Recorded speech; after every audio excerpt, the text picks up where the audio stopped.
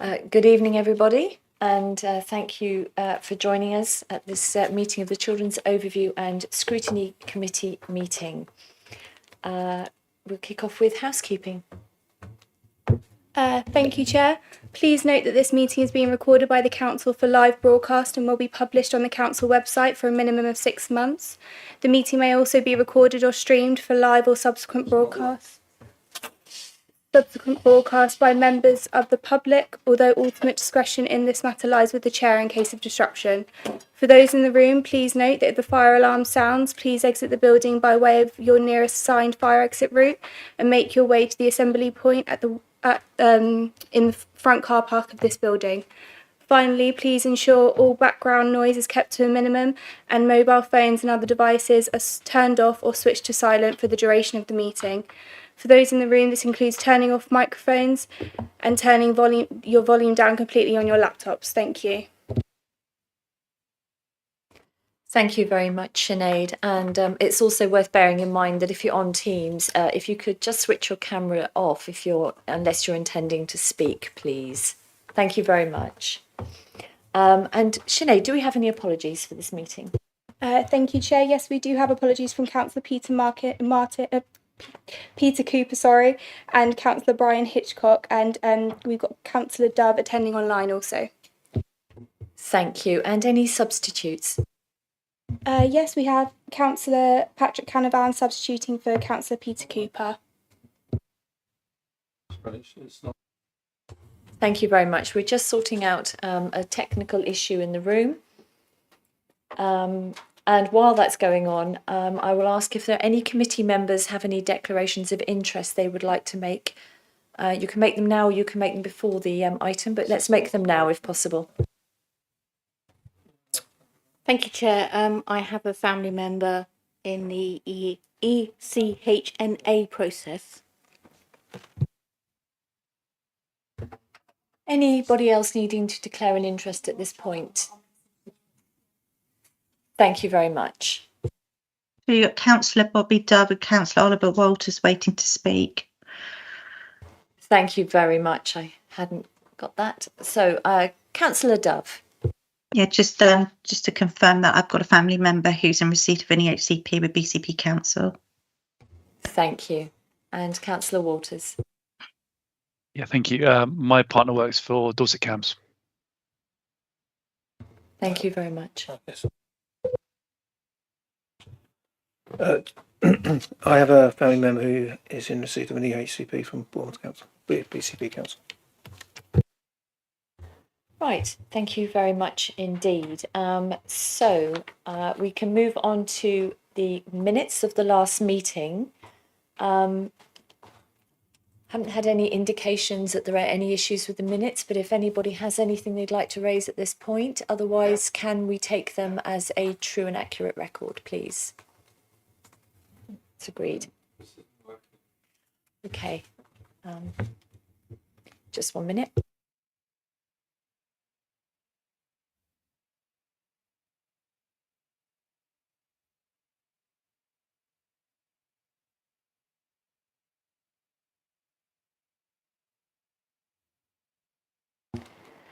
Okay, so that moves us on to the action sheet.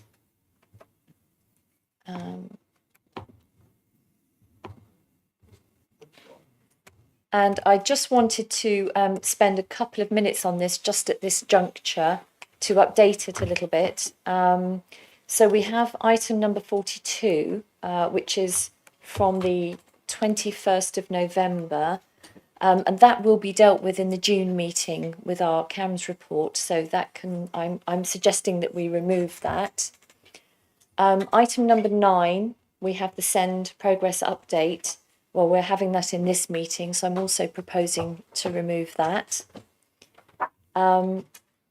If we then go to number 22, the budget update, we are, Sinead, I believe you're chasing that information. Yeah. That's in train, so that will stay there, but I just wanted to update people.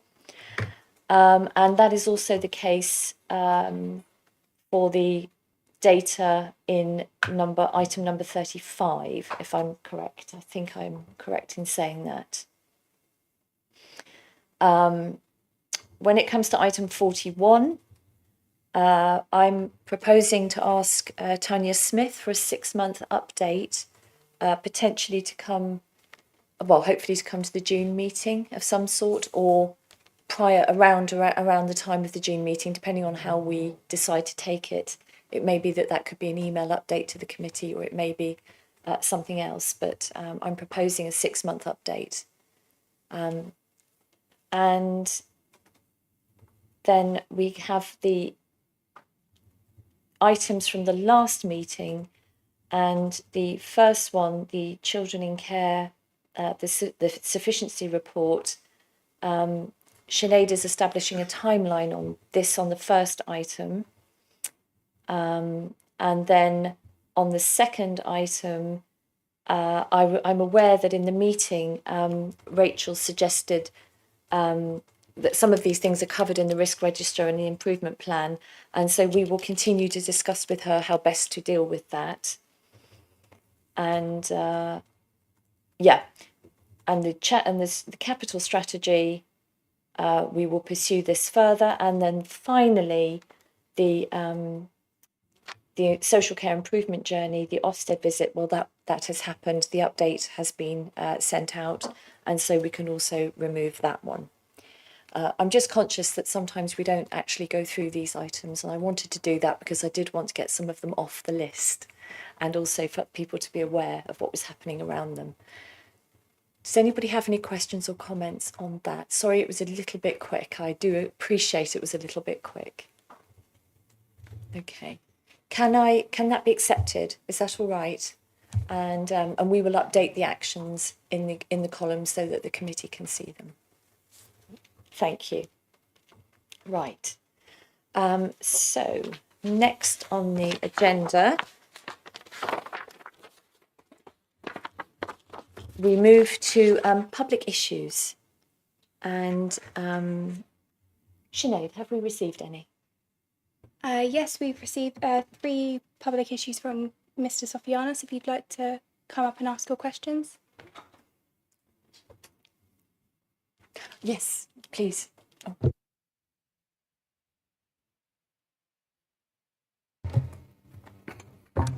Thank you, Chair. Good evening, everyone. So I have 3 questions. Question 1 is on agenda item 8, which is childcare sufficiency. The paper rightly highlights concerns around childcare staffing levels, but there's another logistical issue, the vulnerability of nursery and preschool venues. In my parish, the Muddyford Wood Playgroup is under threat because the operators of the building unexpectedly gave notice to the group. Officers and local councillors have been working hard to support a resolution, but it's still very possible the playgroup will disappear in July. This would be disastrous for local families. Has the council analysed the overall provision across BCP to identify similar vulnerabilities elsewhere? And what future support will it offer to providers who rent their spaces to ensure they have long-term security, fair contract terms, and are charged reasonable commercial rates? Thank you. Thank you, Mr. Sofianos, for your question. I am also worried about the plight of Muddyford Playgroup, and I thank him for highlighting the hard work of officers and local councillors to try to find a resolution. The council has a diverse range of childcare providers, including those who rent privately, those who lease space from a church or other organisation, and those who rent directly from us. While we do not have the power or authority to ensure fair rental rates for private lease spaces, we do have the ability to influence rents for the providers who lease directly from the council. In these cases, we fully recognise the financial pressures childcare providers face and actively engage with them to understand their income and expense on a case-by-case basis. Our goal is to set a fair and sustainable rent that reflects both their financial situation and the essential role they play in our community.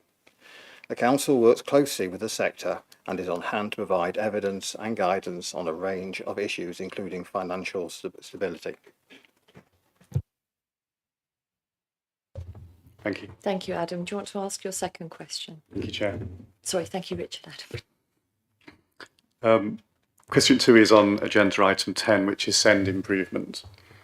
The scorecard at Appendix 1 doesn't share data regarding the Council's send workforce. However, delayed workforce data is now available on the local offer website. This data suggests some volatility. In October 2024, 87% of plans saw a change of case officer. The proportion of agency workers was 21%. The staff vacancy rate was 21%. And the number of permanent educational psychologists had dropped from 12.4 in March to 8.6 in October. This is a challenge for staff, and above all for the ultimate stakeholders, the families who depend on the service. So what is the current data for these staffing and vacancy numbers? And what reassurances can the Council provide that the improved service seen leading up to the recent Ofsted review will be retained afterwards? Thank you. Thank you, Mr. Safionis, for your second question. My answer's got quite a few numbers and percentages in it, so that's normal. You'll get it by email as well. So October 2024 was a period of time when the SEND restructure was being implemented, and there was a significant amount of reorganisation within the SEND service as a result. This unfortunately did mean a high number of families will have experienced a change of EHC coordinator whilst this was implemented. The current data is now. Monthly percentage of EHCPs that have had a change of worker in February 2025 is 3.5%. The percentage of agency workers in February 2025 is 10%. This is now the lowest rate it has been across the past 15 months. The staff vacancy rate, February 25, is 30.8%. Recruitment is underway to permanently fill these vacancies. Number of permanent educational psychologists, FTE, February 25 is 8.0. This reflects current national difficulties faced by local authorities in recruiting permanent educational psychologists. The SEND restructure has produced a long-term permanent service structure that will remain in place beyond the Ofsted inspection. The service and the Council as a whole is committed to continue improvement in this area. Whilst we are in a stronger position than we were 12 months ago, we are fully aware that we are only part of our improvement journey, and the resources and level of service will need to remain in order to continue to support our progress. Thank you, Councillor. Last question is on agenda item 13, which is the work plan. During January's work plan discussion, a question was raised around permanent exclusions and suspensions. This had been scheduled for November 2024 but disappeared. It was suggested that this was partly covered under alternative provision, but there's much more to this subject, and critically the data wasn't made available. I'd encourage the committee to review this item in the autumn after publication of the government's annual data drop. There's a growing crisis in the use of these sanctions, which disproportionately affect the most vulnerable children, especially those in poverty and with SEND. It deserves fuller analysis and, ideally, contributions from head teachers. This and other discussions in that session hinted at a struggle to deliver strong scrutiny within the time and resources allotted. Doesn't this show that the group needs more meetings than currently scheduled? And will the Council support more sessions for this vital committee? Thank you. Thank you for your question, Adam. I'm going to reply to that as chair of the committee. So in November 2024, Children's Services Officers confirmed that the item request regarding school permanent exclusions and suspensions would be covered in the wider update on alternative provision. As a result, the committee proceeded with scrutiny of the matter on this basis, following the usual arrangements of consultation with the chair. I acknowledge the suggestion to review this item further at a later date, and as chair, I am minded to support this request. I will ask for the committee's view on this later in today's meeting when we discuss our work programme. A scrutiny request form has also been supplied to you, to allow you to provide further detail on this suggestion if you should wish to. Meeting schedules for the committee are determined by Council. Along with all other public meetings, it is Council's responsibility to decide whether to allocate more meeting dates for the Children's Services Overview and Scrutiny Committee, and any increase in meetings must be considered against the resources available to support all meetings of the Council. In terms of the total scrutiny time, I would also like to highlight other work that takes place outside of formal scrutiny committee meetings. In the last year, the committee has introduced informal briefings in line with best practice to share information to the committee which will enhance our scrutiny. These briefings are timetabled to take place on a regular basis throughout the year and are in addition to any working groups established by the committee which also take place outside of formal committee meetings but form an important part of the committee's work.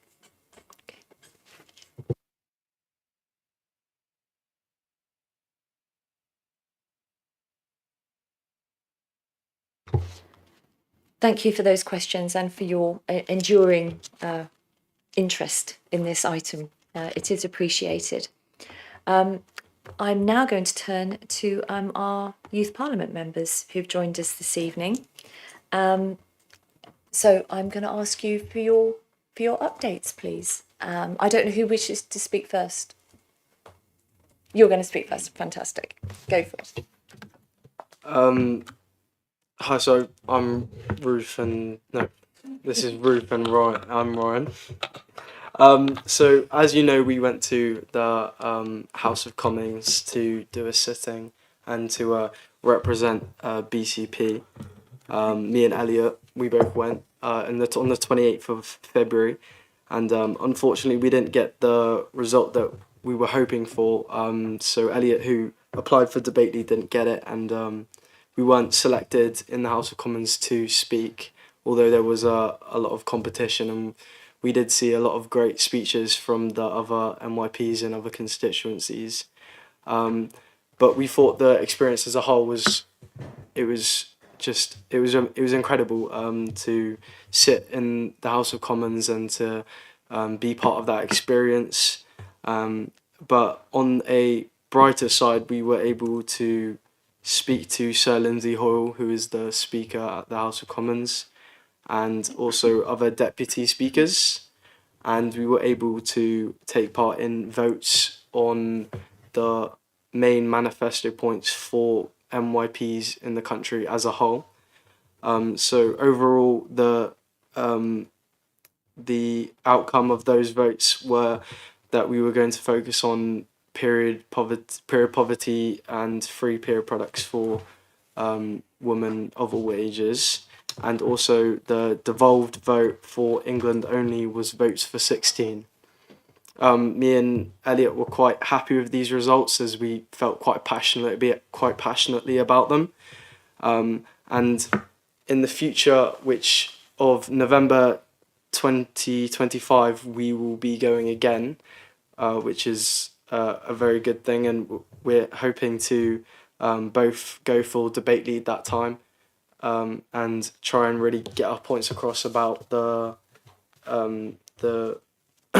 the agenda that would be put in place, and hopefully we'll be a little bit more prepared on all the points, and to really try and get our point across, because we weren't able to this time. But yeah.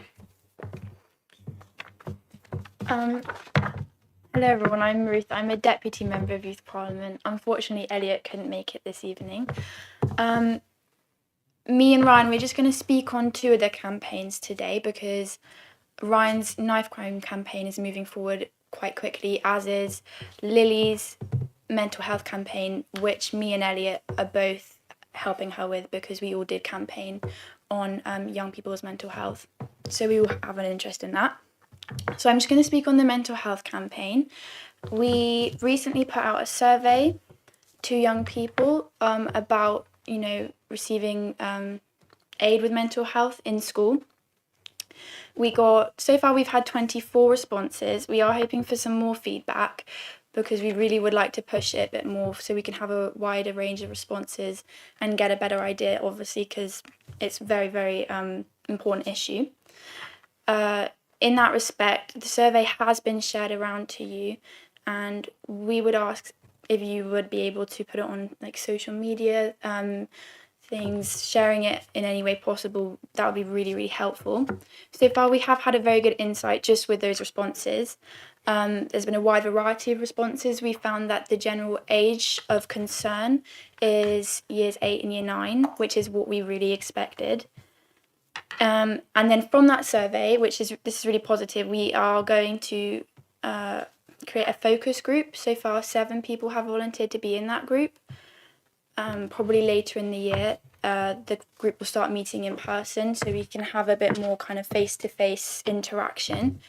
Also, with face-to-face, we are organising currently a workshop that will be held on the same day as the celebration afternoon, which I believe some of you may be at, which is quite exciting. Not at the workshop though. This will be time to personally meet and discuss mental health concerns with young people, especially with support whilst in education. We are very much looking forward to that and seeing what else we can hear back from them, not just from surveys, which, though very helpful from a wider range of responses, can be a bit impersonal sometimes. So yeah, that's the plan with mental health so far. Ryan will speak a bit on the knife crime plan. Recently, as you guys know, that I've been trying to put into place my sports event, and recently I've made a lot more concrete steps towards putting that into place.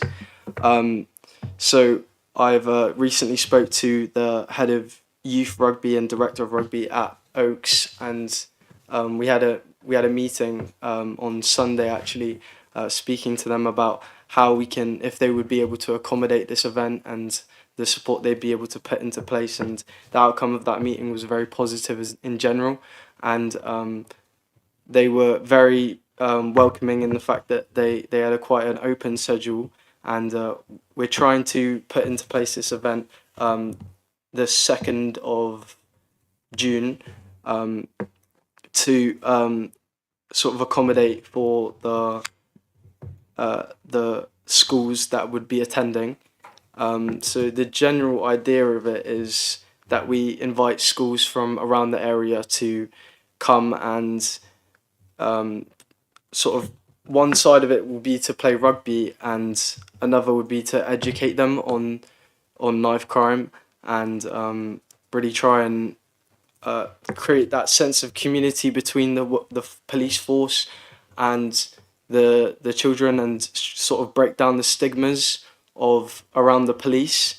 And because personally I know attitudes around the police are quite poor, and I think that people see the police as quite a negative figure that I think needs to be broken down. And so yeah, and I think also we've so I had a meeting with also the crime commissioner, but the police crime commissioner, David Sidwick, and that also was a very positive meeting, and he was very supportive of this entire event as a whole, and he really wanted to help and sort of link into the Safer School Police team and the firearms police team to sort of speak and to have activities with the children in this event. So that's sort of the police side and the sports side.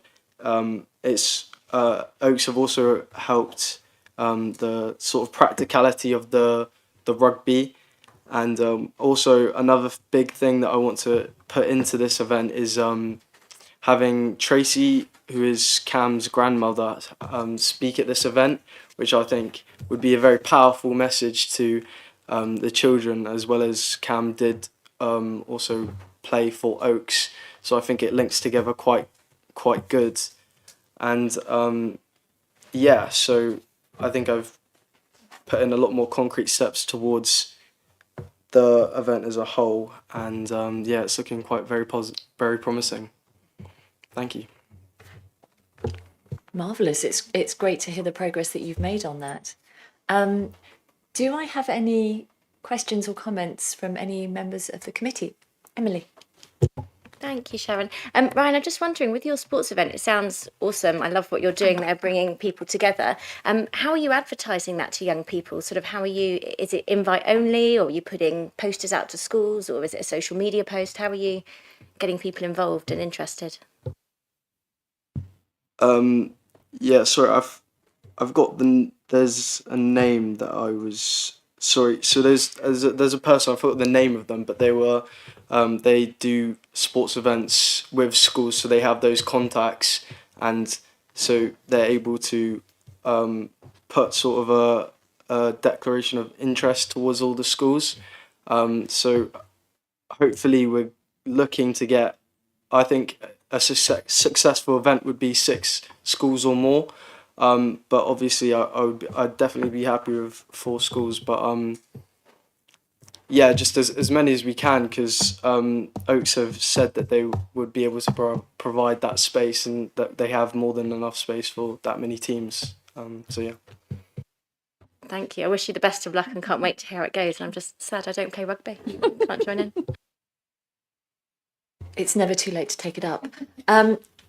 I just wanted to ask, in terms of the sporting event, and you've got people, competing, playing rugby, is it all years from each senior school that are involved? What's the age groups involved, and how are the teams organised? That just interested to know that. Yeah, so the age group, it is going to be tag rugby, not actual physical rugby.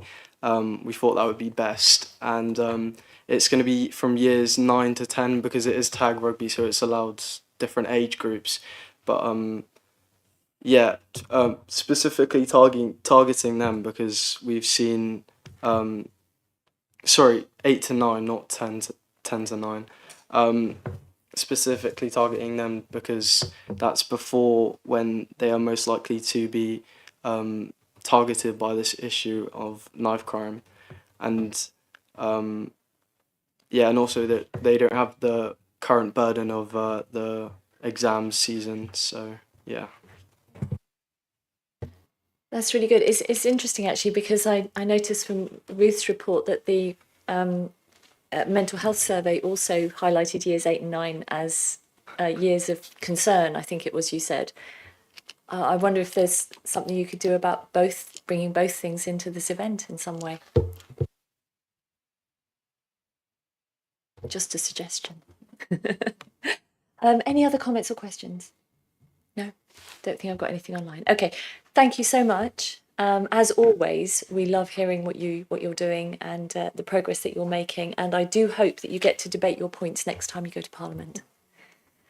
Right. So what I'm going to do now is we have put out an invitation, as the committee asked me to have somebody from health as a member, a sometime member of this committee, possibly a standing member of this committee. I'm not quite sure of the correct terminology. And we've invited Pam O'Shea, who is NHS Dorset's Chief Nursing Officer, and she's online, and she's just going to introduce herself as she unfortunately wasn't able to make it this evening. Pam, over to you. If you could just tell us a little bit about yourself and introduce yourself. Okay, thank you very much, and thank you for the invitation. I'm Pam O'Shea. I am the interim chief nurse at NHS Dorset, the Integrated Care Board, who are responsible for the commissioning of the majority of NHS services locally. I think it's probably fair to say the NHS is a pretty busy space.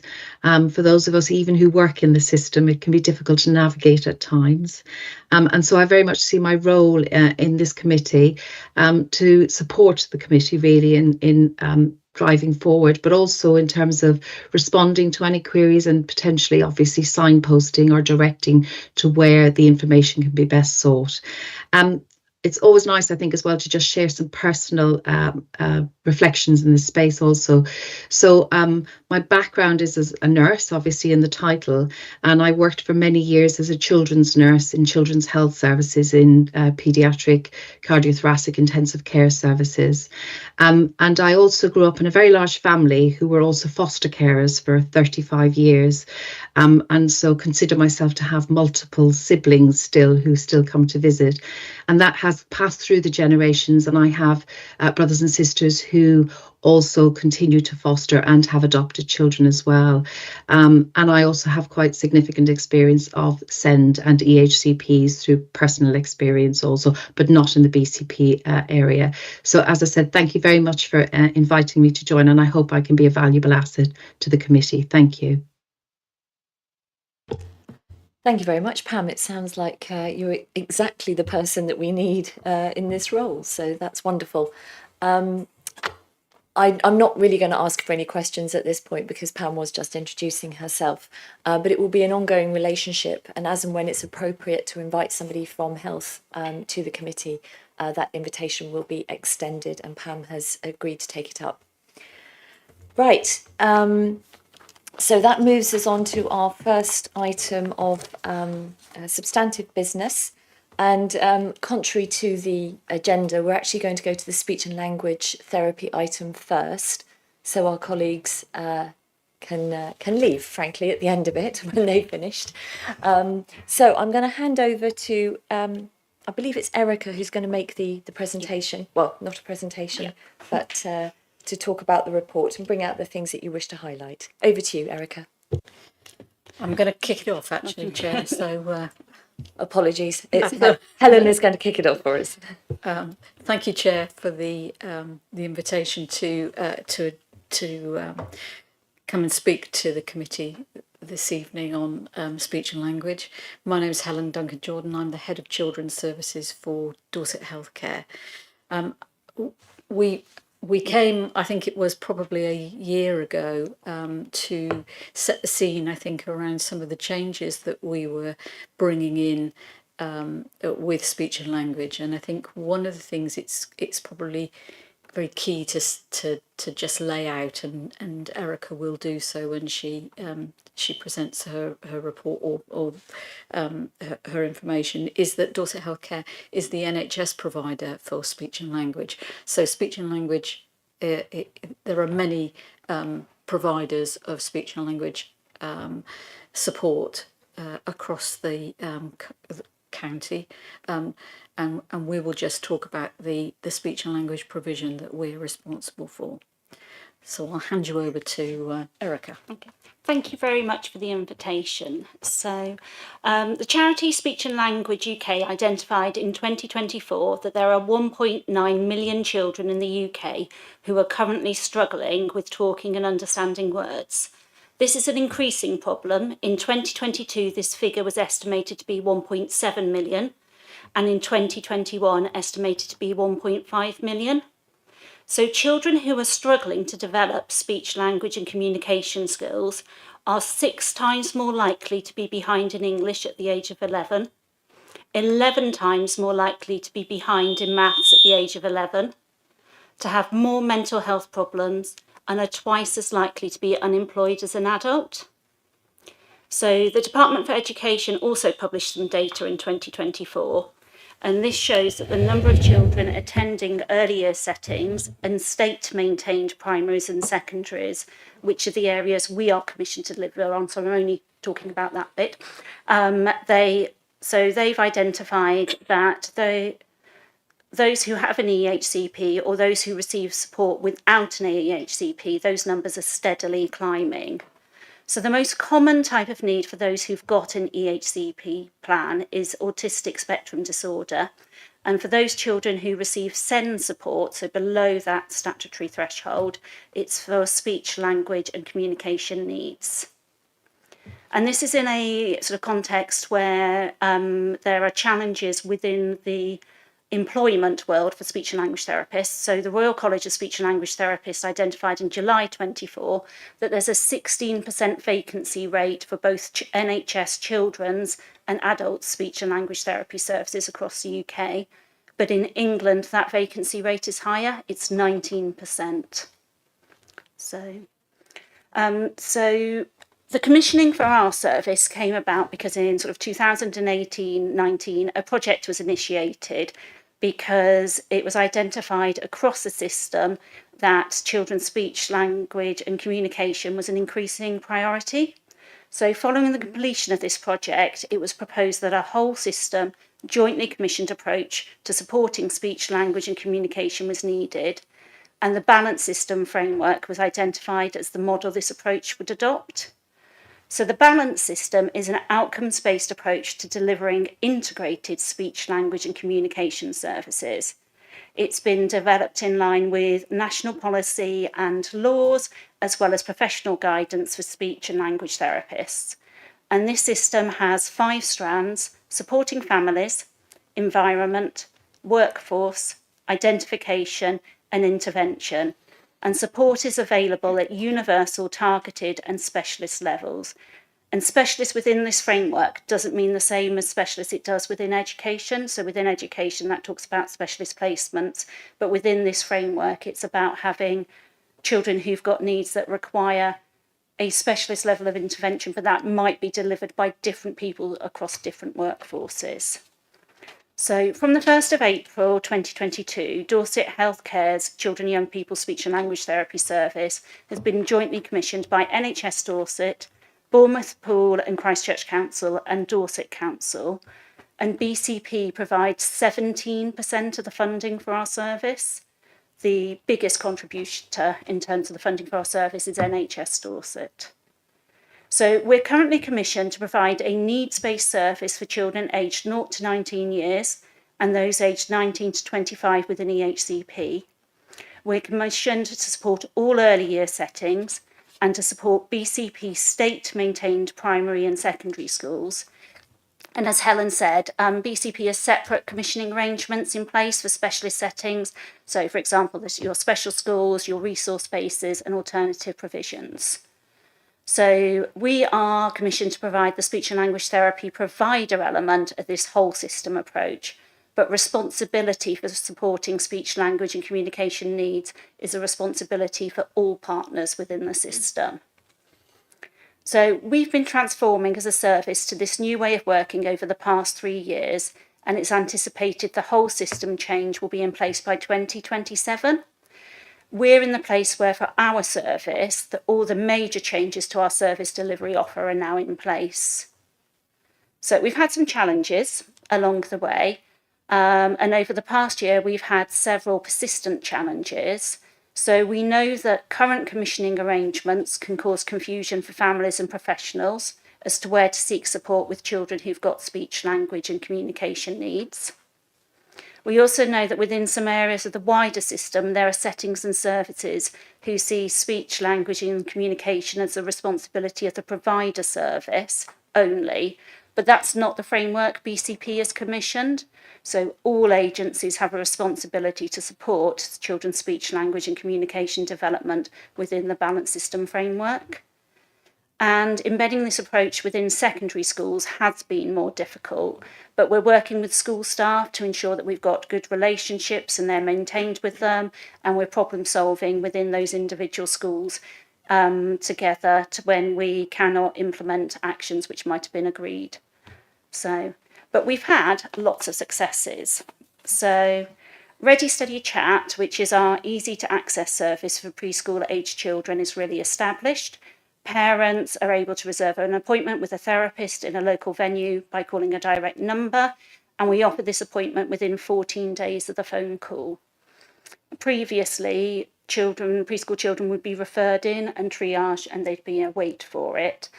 And in a multi-agency piece of work last week, a child in BCP was identified and we looked at their journey. And that child's parents rang in on the 8th of November to book an appointment in Ready Steady Chat. We saw them on the 21st of November. They were asleep in that appointment, so we saw them again on the 12th of December. They weren't asleep in that appointment. So the stuff we talked about in November, we were actually able to model with their parents rather than just talk it through. Last week, they started an intervention group. under our old service model, they would just be coming up to being seen for their initial assessment. So one of our other really big successes is that we have a communication champion programme, and this is offered for all settings across all key stages, and they can identify staff members who become a communication champion within their setting, and we provide them with free workshops. So they have sessions, they get build peer support with other schools or settings at the same key stage at them, and they learn more about how to support speech, language and communication needs, and they can take that back. So, and sort of roll that out within their settings. As part of this model, we also have introduced a link SALT. So each school has a named link speech and language therapist and for that school, and the time we apportion to that school is given equitably. And we use a school allocation tool to identify that, and that's based on things like the information they provide in their DFE census, and some broader demographic data. So you've got the schools which have got the highest proportion of need. It might not be known need, but the data tells you that need is there. It might not have been identified need. Get an equitable pot of time. And so very differently for our service, we work across all of those strands and all of those levels within that school, whereas previously we were only commissioned to work for that identification and intervention bit at a specialist level, but now we work across universal, targeted and specialist levels across all of those stands. So, and the feedback we've had from schools has been so positive. They absolutely love it. And one of the other things that's been really successful is that we now offer free training to support children's speech, language and communication development, which we weren't commissioned to do prior to this framework being put in place. And so like recently, the childminders in BCP have been able to access a free training session. We ran it in an evening because it was at a time that they were able to attend. We had about 30 childminders attend. So thank you very much. Thank you very much. I'm in the committee's hands now. Any questions or comments to Erica or Helen, please? I'm going to start with Emily. Thank you, Sharon. Thank you, Erica, as well for that. I just wanted to understand a bit more about that free training. So you said the take up, there was some childminders there. Is that open to families as well? Sort of the reason for me asking, I've been through speech and language with a family member and had a really positive experience. I know it's different for all families, but a crucial part of it, I think, as a parent of young children, a former teacher, it's that input from the family. So I want to understand a little bit more about what support is available out there for families and how we ensure it's consistent and as much as is possible, because I'm very aware that you guys will have a very busy schedule. You know, there's a lot of work on your plates, but how do we make sure that the best support, the most robust support is available for each family and sort of tailored as well, because every family is different. And yeah, I just would like to understand a bit more about that, if that's okay. So for early years, when a family comes to Ready Steady Chat, if there are different options that child's journey can take. So some of those children will be identified that actually the most appropriate next step of intervention is a group intervention to support attention and listening skills. It might be that the next step is a group intervention to support their phonological awareness skills, which are the precursors to them really being able to manipulate speech sounds and stuff. But one of the things that we do now have set up, which we never had set up before, is something called Listen and Play Together. And there are two elements to that. So for some families who just need some support, they are offered a Listen and Play Together workshop. We run them at different times. We run 2 of them a month. They're online, they're facilitated by a speech and language therapist, and in that we talk through some strategies which are supportive for speech, language and communication needs, and they get some information and some resources for that. Some of those children will then will be offered, depending on their clinical need, the opportunity to come to a group for parents to have support in coaching and embedding those sessions. Some of those children then might go off into some of the other different interventions that we offer. For some of them, we'll close up care. But with Ready Steady Chat, you can come, you can have some advice, you can go away and put that in place, you can come back again 3 months later. There's no limit on like how many times you come back through the service to gain that advice. There's also information for parents on our website. There's lots of signposting. We have got information for families before their baby is even born. There's now information on the maternity website. We've got some information which goes out to families at the 10 to 12 month check that the health visitors run as well. So we're trying to bring about all of that bit. For schools, we do very different things now. We run things like coffee mornings, which might be for a whole year group, or it might be that we run them for parents whose children are registered with our service. We've attended things like parents' evenings, which we've never done before, but in the last 2 terms we've done parents' evenings, and parents whose children are registered with the service are able to book a parents' evening slot along with everything else to come and talk to the therapist. Anything that we offer within a school, families are also, with the permission of the school, if they're able to accommodate it, welcome to come as well. Thank you. So it sounds like there's lots of support offered. What do you find the take-ups like? Do you find that families and carers are willing to engage and happy to and feel able to? Yeah. So we ran a listen and play together workshop yesterday, and 20 out of 22 families who were invited attended. So, yeah. What we've also found with Ready Steady Chat is that our was not bought rate has significantly reduced because parents are able to choose to come and see us at a location which it could be local to them. I mean, if it was me, I'd be going to Weymouth for a day trip, but it was true though. But they can choose, they don't have to come to a BCP location if they're a BCP family. If it's more convenient for them to go somewhere in Dorset, they can register to go there, or vice versa. And that's really made a difference in terms of parental engagement that way as well. Benefits of an integrated approach. Olivia. Hi, thank you.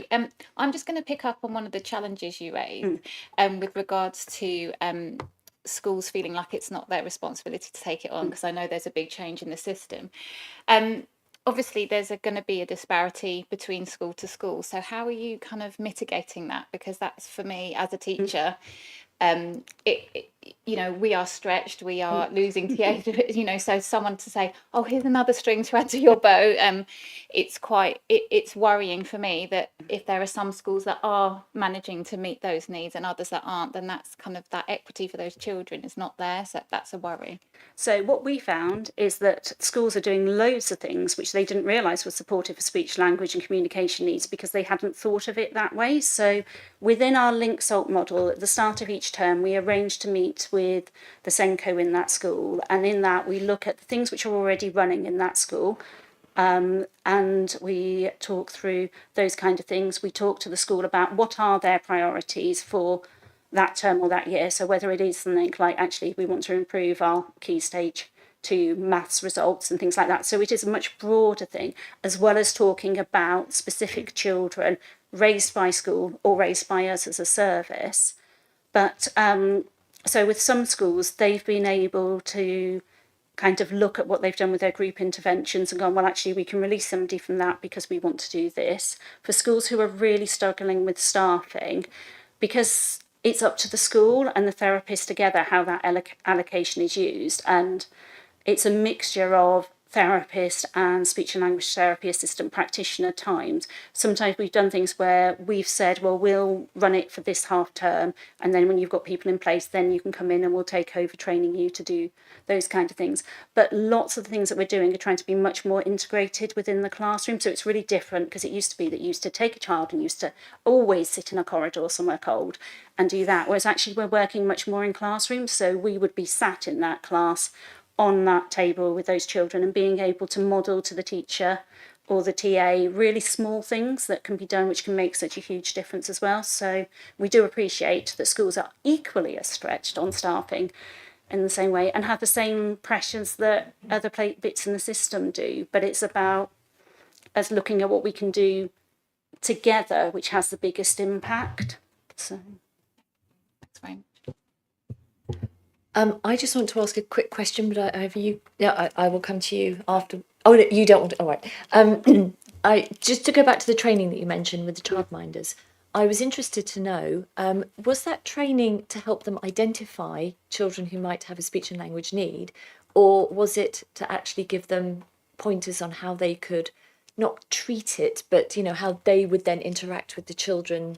It's the latter. So it was something called interaction strategies to support language development. We should have called it something shorter and snappier. But it was about actually, these are the kind of strategies. So it's a 3-part training. We offer it to all early years providers. Any people can book it, but for the childminders in particular, they'd asked if they could have something in an evening because it's suited around their times. We run training sessions for this, which any early years provider can book onto during the day, and it's a 3-part training. So first of all, there's a workbook element that people are expected to read and go through before the session. Then they've got a 2.5-hour interactive session, which is a bit led, and then they've got to go away and actually put those bits into practice in their setting, and then come back for a final reflective session, which we hold virtually for them. And we've had really good feedback on it. Thank you. So then that does then bring me to, do you do any training to help them identify children who may have a speech and language need?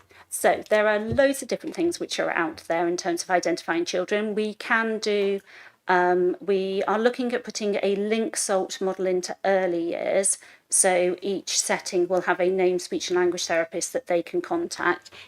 We've just done a pilot for it in Bridport at the moment. That doesn't mean that therapist sees all of those children in those settings, because that's too complicated based on days and working patterns. But actually to have a yearly meeting just to go through what their training needs and things are.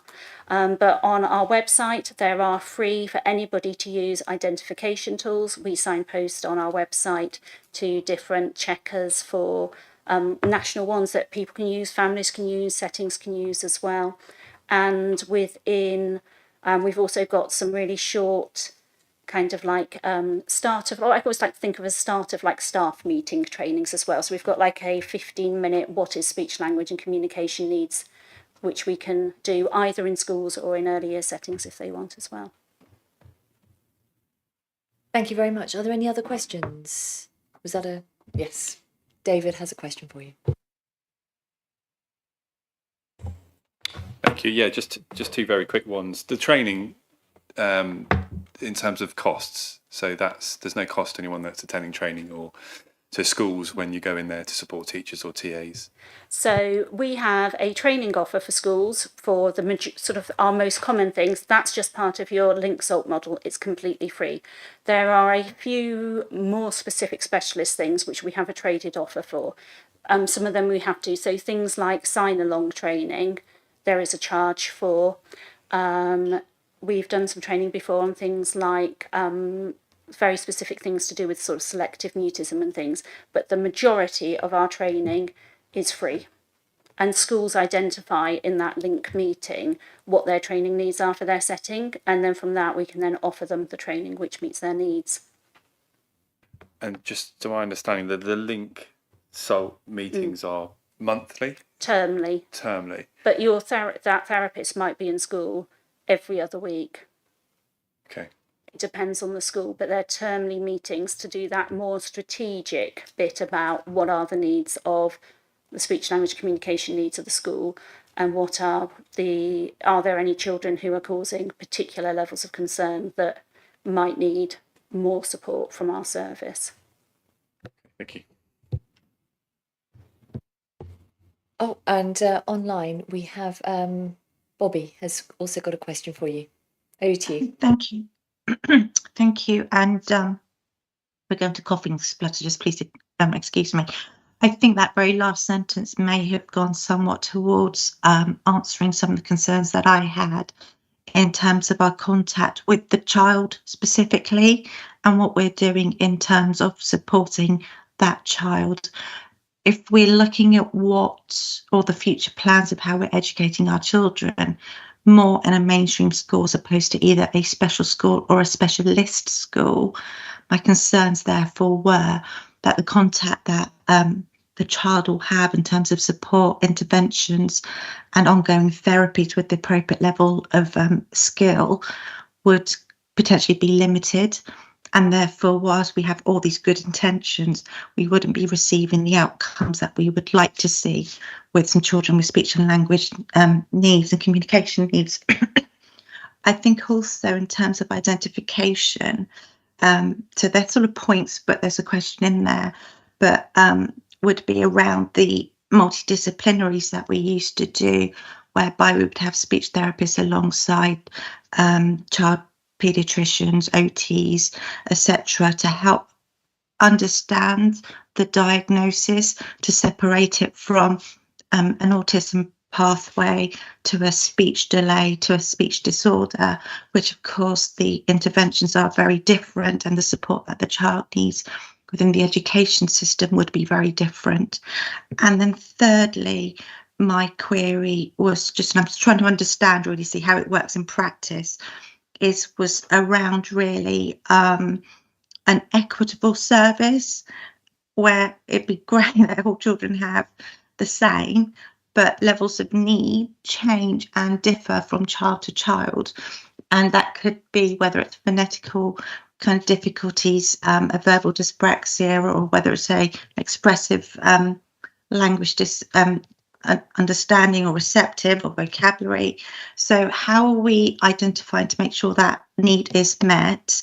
And my last point would be the same point that I raised last time, is if there is speech therapy specified and quantified within an EHCP, again, how are those needs being met? So I think there's 5 points there, not specific questions, but just areas that I'd really like to understand further, please. Yeah. So the framework is an outcomes-based needs-led framework. So in terms of identifying those child's needs and meeting those child's needs, that's what this framework does.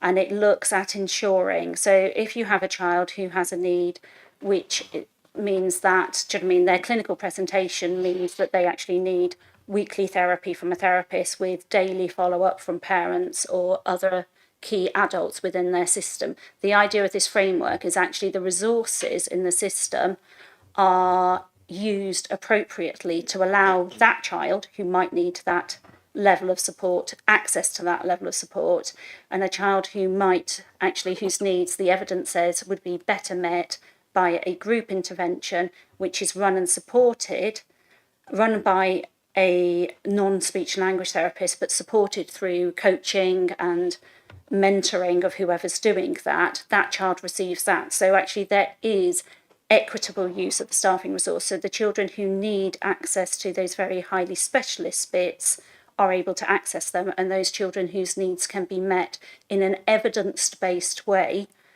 in a different way from how the old system used to work, is able to do that. So in terms of things like EHCPs, we as a service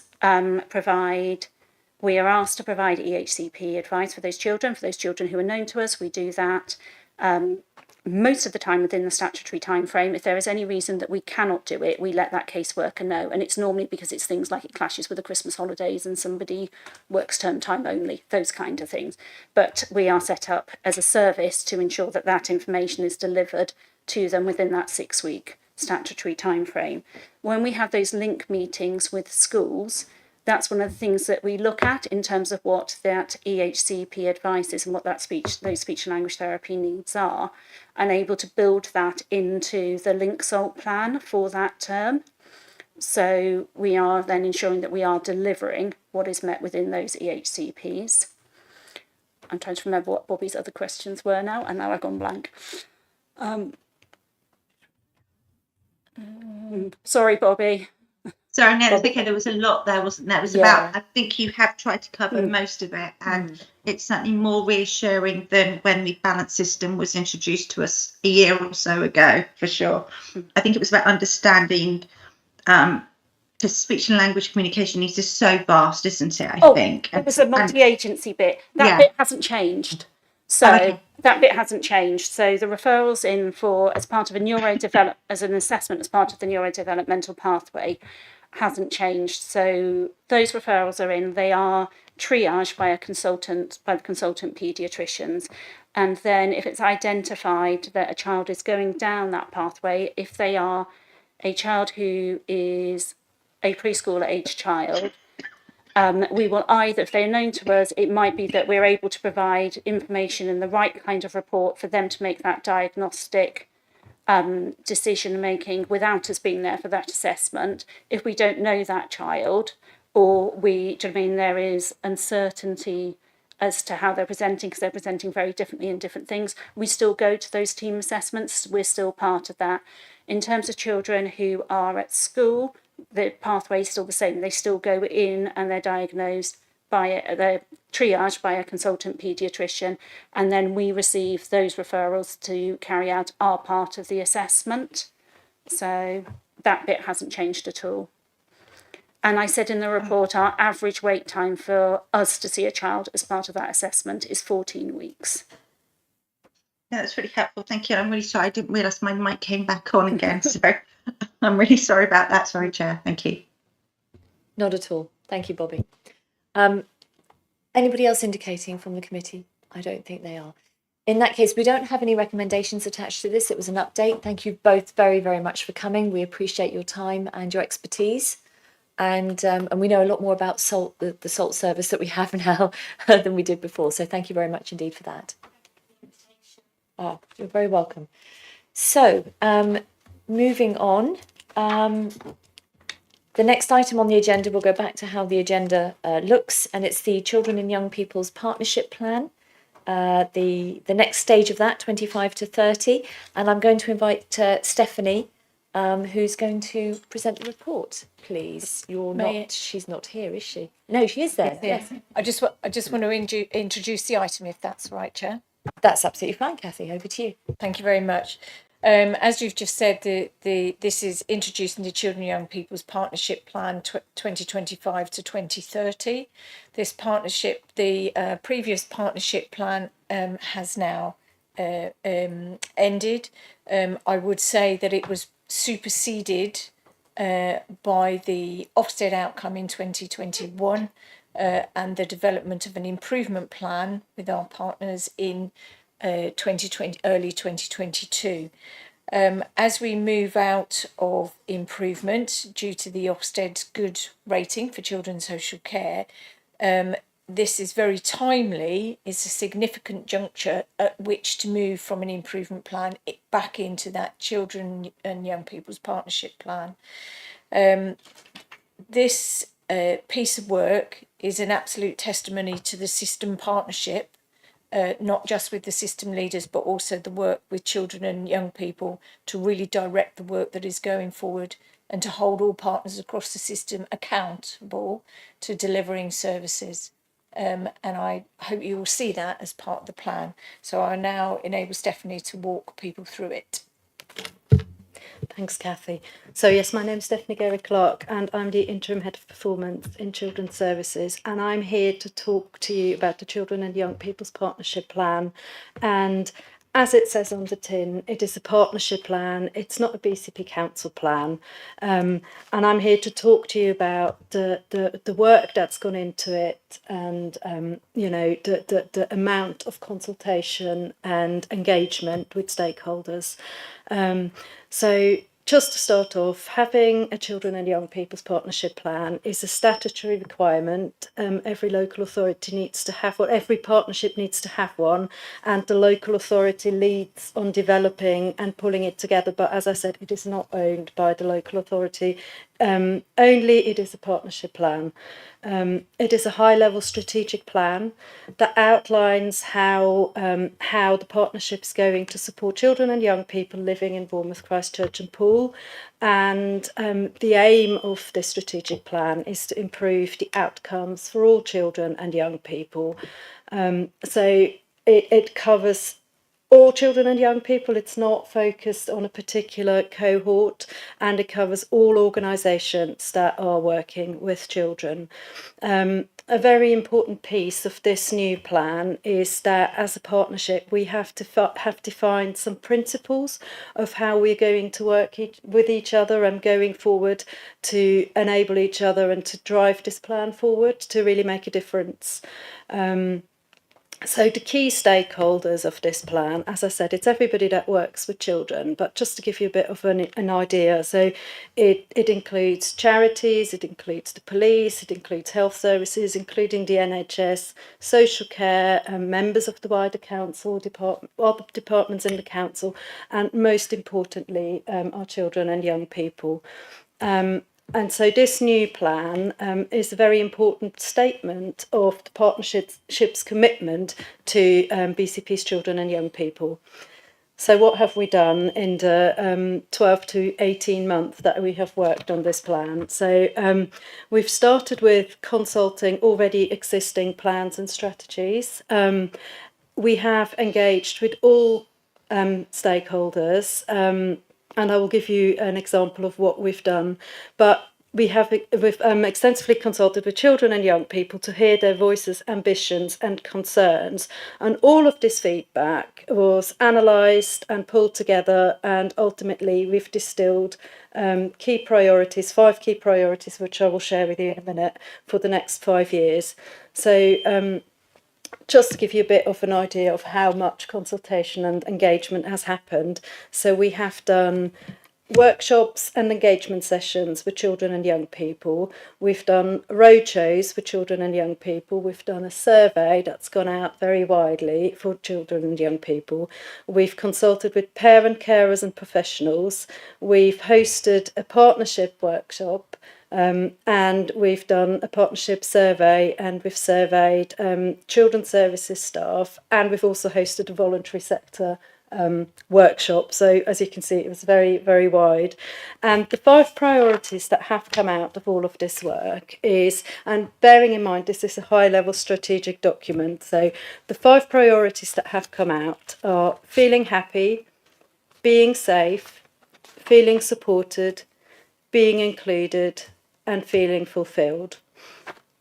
So you will have seen in your pack, you will have seen some sample pages of the plan, and you will have noticed that the plan was written in simple and clear language, and that was done on purpose to communicate in the most accessible way.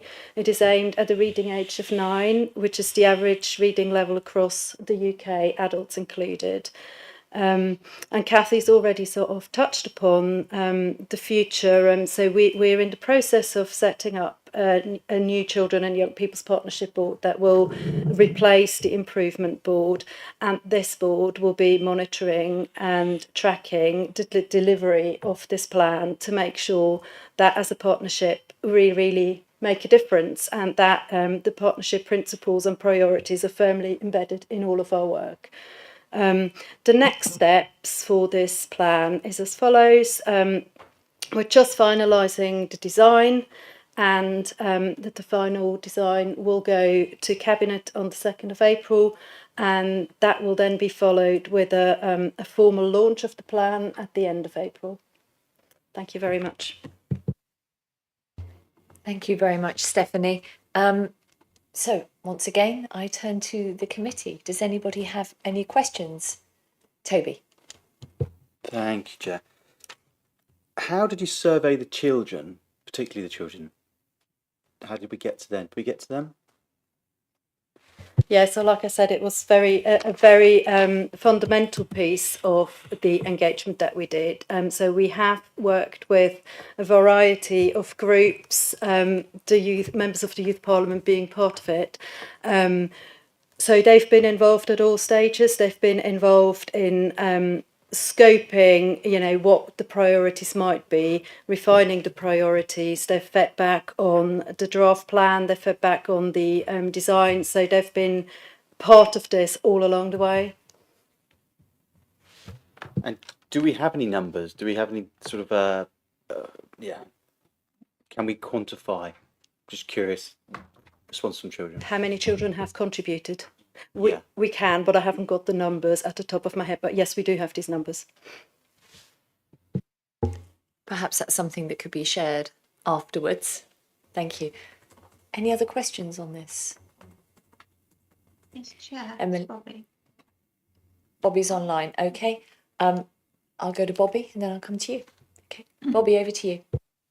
Yes, thank you. I was just on following on to that point. Can we just have a breakdown of the protected characteristics of those that we surveyed as well, particularly those that have got SEND? And it'd be really useful to understand what kind of provision they're in, because I think there's some disparity between what sort of provisions there are and how they view the world as well. That would be really useful. Thank you. Yep, that's been asked for. Thank you, Bobby. And it was Emily, wasn't it? Yes. Thank you, Sharon. So I've got two questions. Number one, just so obviously this is a new plan taking over from the old one. I'd love to have a bit more understanding about that journey, the sort of the narrative from one plan to the next. What are the key changes? What things have stayed the same? Just to give us a bit of an understanding of where it's come from.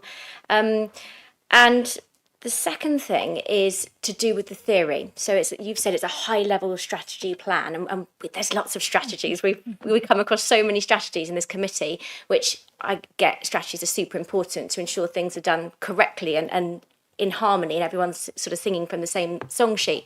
And I suppose that's my concern. How do we ensure that this theory, these great ideas, are trickled down to each and every single person who works within children across the area? Because I know you said it's going to be launched soon, but there will be selected people at that launch, agency workers, whoever it is, interacting with our children. How do we know that everyone's got these same core values at the heart of what they're trying to deliver? I hope that makes sense. Thank you. I'll start. Steph will come in if. So in terms of where we've gone from one plan to another, the plan we had previously, I would say in essence wasn't fit for purpose.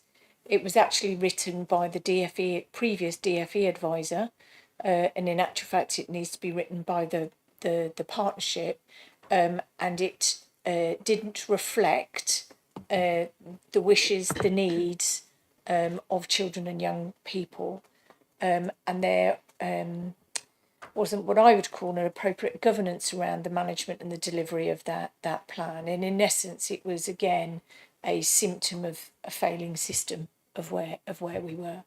And as I said, we then moved into the improvement journey and the very detailed improvement plan. And so from that, we're now moving into the children and young people's plan. So this is very, very different from the last plan. Yeah. In terms of strategy, and Steph may be able to say a little bit more about this, behind each element, so feeling happy, what is it that children want to make them feel happy? So there's an element about green spaces, but underneath that, there is a key performance indicator and some work and an action plan behind it.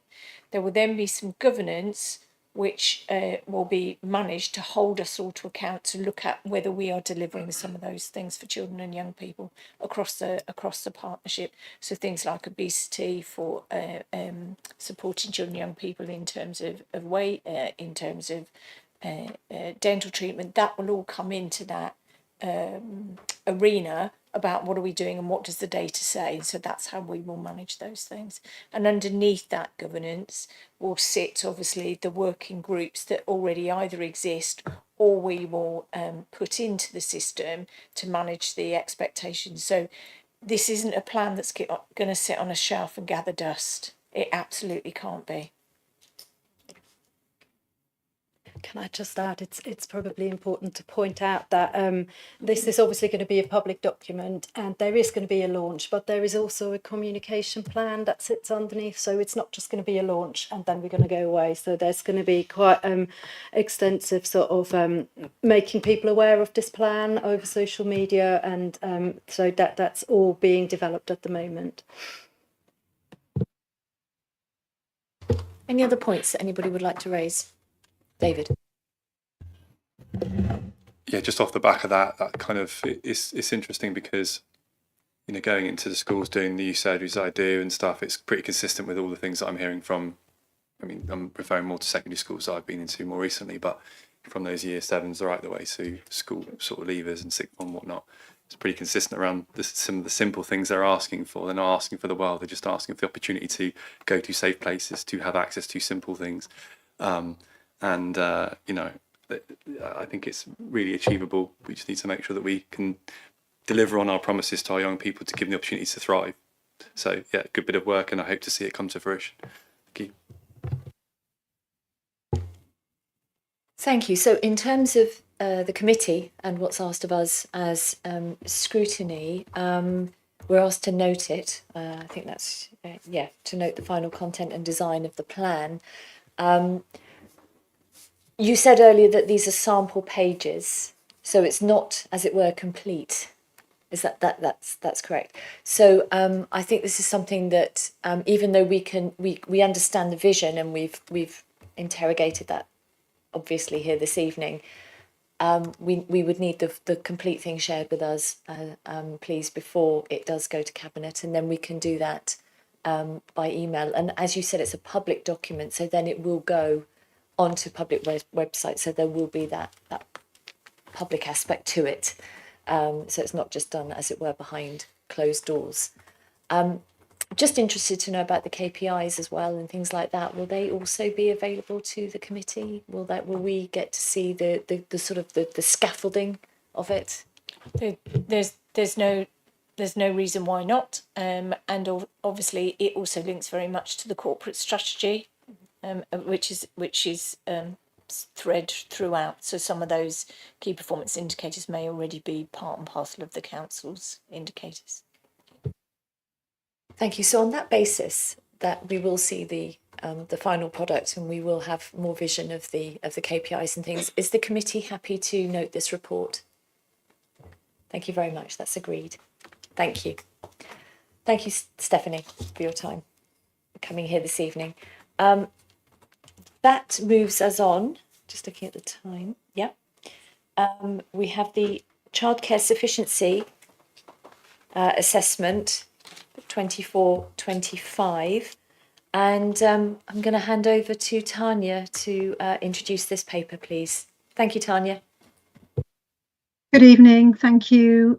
This is the annual childcare sufficiency assessment. You've probably all had a chance to read and review the report, and I'm pleased to say we are meeting our statutory duty to provide access to local quality childcare provision across BCP. And that's testament to our work, both to understand the numbers, but with the sector crucially. It is a difficult time for the sector. They are squeezed in terms of funding, in terms of their recruitment, and in terms of the level and complexity of needs of our children. And yet they are sustained. And I think it's right for us to acknowledge that challenge at the same time then as being able to meet our sufficiency duty. We've got a healthy churn of providers in BCP in terms of those that are unable to be sustained, and those numbers are in the report and are in line with what you'd anticipate really for providers coming and going. You might have picked up in the report that we do have an element of work to focus on boosting our number of places offered by childminders. That is an area of focus for us, and that's been a feature for the last few years. And in some areas, that's more prevalent than in others. What we set out in this report are there are two areas of concern, and I say that they're areas of concern with a huge caveat. We say that Merley and Bearwood and Boscombe West are areas where sufficiency is more finely balanced. They're not areas of concern in terms of lack of sufficiency. I think what it indicates is that there are ward boundaries that help us define certain areas, and based on a ward analysis, we identify the number of places available across these ward locations. are sort of, as they say, more finely balanced when you compare the population of preschool age children. That said, there is local provision in neighbouring wards, and there's sufficient provision within these wards, but it's just really to draw to your attention that when working with the sector, we do tend to highlight these areas as being areas of desirability, I suppose, in terms of being successful. If you're a childcare provider, you are very likely to be successful because demand will be sufficient in those areas. The neighbouring areas, the figures that we routinely review show that there are lots of providers within a reasonable distance from home, and we're reassured by that. So last thing I just wanted to draw to your attention is the expanded entitlements programme. We've been working again with the sector and with our local school community to try to meet the targets set out in the delivery plan that we developed and submitted to the Department for Education. We've used that capital funding, we've deployed it, we've created over 126% of our target places for the wraparound care. And we, at the last round, we had developed, or we had commissioned, 75% of places that we needed to boost to the 15 hours of childcare provision from April 2024. So we're 25. So we're well within the delivery plan targets, and I think the last phase that we've just run will mean that we'll just push above that target for expanded entitlement. So that's a good news story. We've got the money out. We're working with our school partners, as I say, to do that, expanding wraparound provision between the hours of 8 and 6. And we've still got a little bit more to do, because don't forget, the entitlement expands or extends to 30 hours from the current 15 hours from September 2026 for all children. And we've got some way to go between now and then to deliver on that expanded entitlement. We are confident, we're not complacent. We've got a plan, and it's just about us being robust and, listening to the sector, who do have some real concerns. And as I say, that complexity of need and our work across SEND impacts everything we do across the age range. So we keep working, we keep listening and being sensitive to the needs of our children and families. That's all I wanted to say. I'll hand back over to you, Councillor Carr-Brown. Thank you very much, Tanya. So I am looking for questions and comments from the committee. Don't have anyone online. David's put his computer down. That usually means that there's a question coming. And I have... Well, Patrick has indicated. Shall we start with Patrick in that case? Over to you, Patrick. So I'm a councillor for Boscombe West. Let's start there. So this report tells me that there's no childminders and no preschool provision in the ward that I represent. So my question is, how can we collectively remedy that? What more can we do to provide facilities where perhaps more than one childminder might be able to provide a service? It's my view, it's only my personal view, the housing stock in my ward does not lend itself to childminders working from home because of the nature of the housing. But there are premises available that could be fit for purpose in terms of allowing childminders or groups of childminders to provide that service, and also whether there's anything more we can be doing in order to facilitate additional or some preschool provision in Boscombe West. Thank you. Thanks very much. Yeah, at the moment then, we're reporting in our childcare sufficiency dashboard that we've got 125 places across Boscombe West. and they tend to be day nurseries. As you say, housing stock is thought to be a barrier where people are then in rented accommodation, which makes it difficult for a childminder to set up. And I think in saying about the neighbouring ward areas where we do have sufficiency, I think we need to understand very clearly that access to provision within a ward doesn't mean, or not having access doesn't mean that childcare isn't within a reasonable walking distance. I'm not seeking to evade the question in this instance, but if I can just say that Boscombe East has 326 places and West Southbourne then 292, just as sort of two examples of the scale of the locality sufficiency of childcare provision, and there is a danger if we focus on the wards. That said, you know, we do always seek to promote the value of childminders, the different feeling and ethos it has for some of our children and families who want childcare provision within a home environment. So it is something that we actively encourage. We work with the childminder, with our childminders. We engage them. We listen to their concerns, and the barriers really to setting up and being sustained. And we try and encourage, and it's very similar to the work that we do across the sector in terms of facilitating, brokering, commissioning.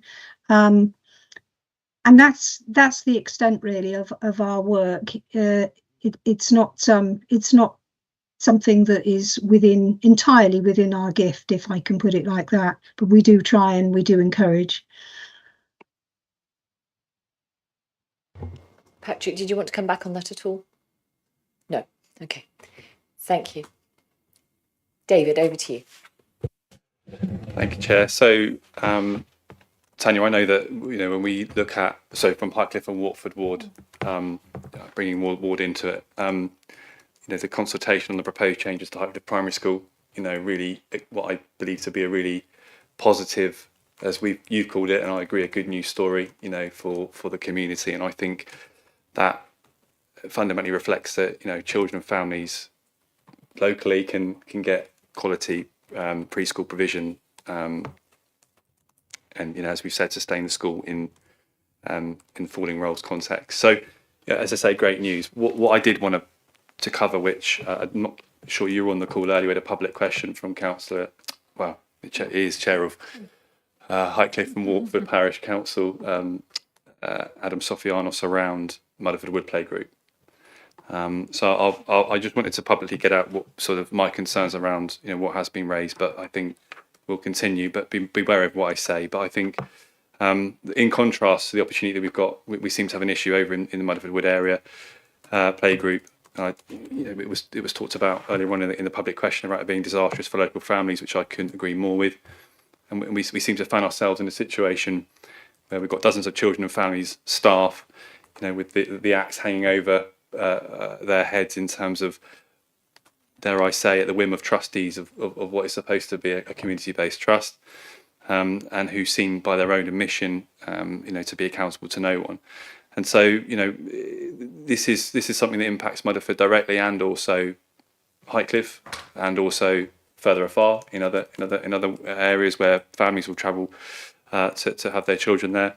And I spoke to two people last night at the BCP Leisure Centre in Two Rivers Meet around this very issue, parents.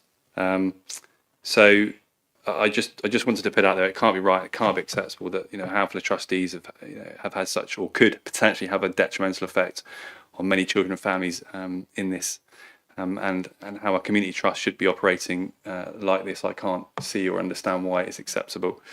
I know this isn't on you, but I just wanted to just bring to life whilst you're on the call. And the last thing I just add is that, you know, the importance of the opportunity for preschool provisions, again, in the Highcliffe area, we've got circa 950 odd homes coming in Rose-Shot Hill schedules. You know, a lot more community infrastructure is really important, not just in that ward, but across the conurbation. So no sort of significant question, but I just wanted to publicly share the success of what good looks like. It's a good news story, but also the concerns around the Mudderford Wood playgroup situation at the moment in time. Thank you.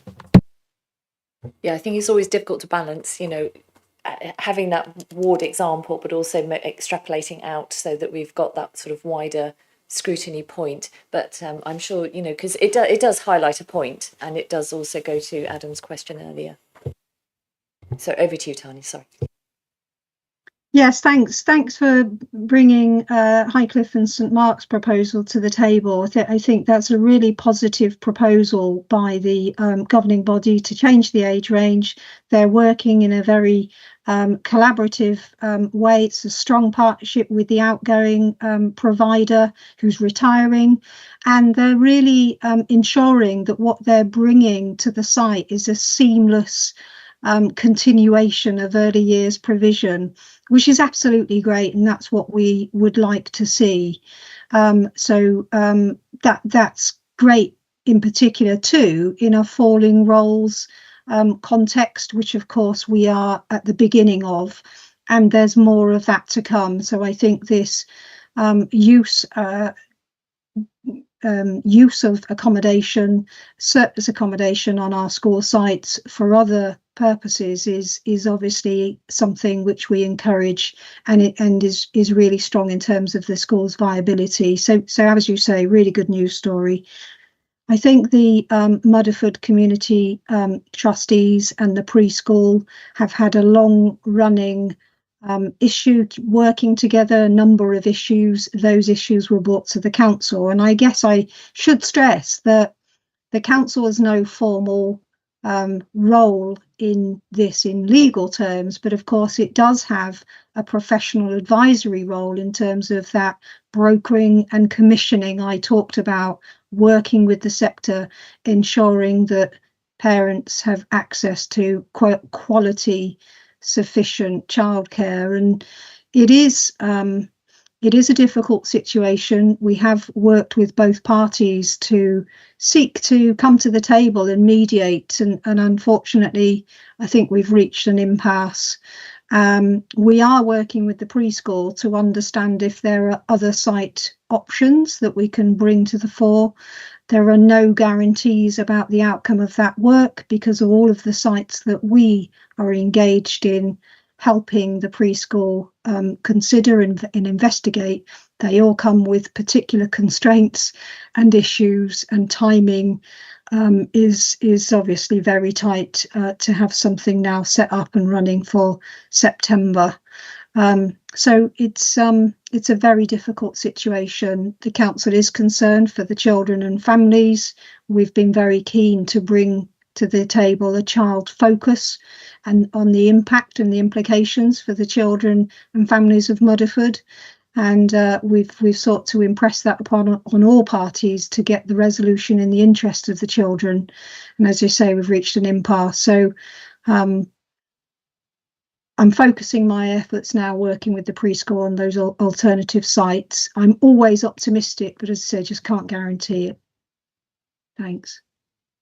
Do you have a follow-up? Because I know that Richard wants to come in as well. Yeah, I just want to say thank you for the top work on the Highcliffe. Again, echo that sentiment, and again, thank you for your support and what you're doing regarding the Mudderford Wood Playgroup. Thank you very much, Tony. Thank you, David.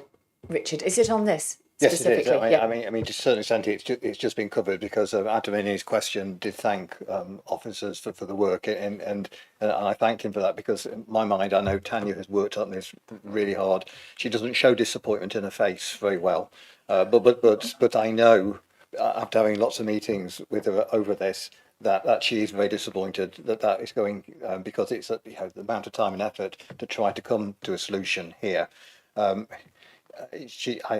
seeing slight hopefulness in her face that we might be able to find something, but you know, so I know a lot of work has been done here, and there's a great amount of disappointment around it. My summary of that is that Tanya should probably take up playing poker, because nobody can quite tell I had a question. This may be that I've not read this properly, or I misheard you earlier. In terms of the extended provision for September, as I'm reading it, we're about 90 places short at the moment. Is that correct? Now, did you say that we are on track to provide those places? Is that what you said earlier, or did you? Because you then talked about September 26, and I got confused at that point because I think we're talking about September 25. So I just wanted to go back over that and know whether we are actually on track to have sufficient places for September 25, please.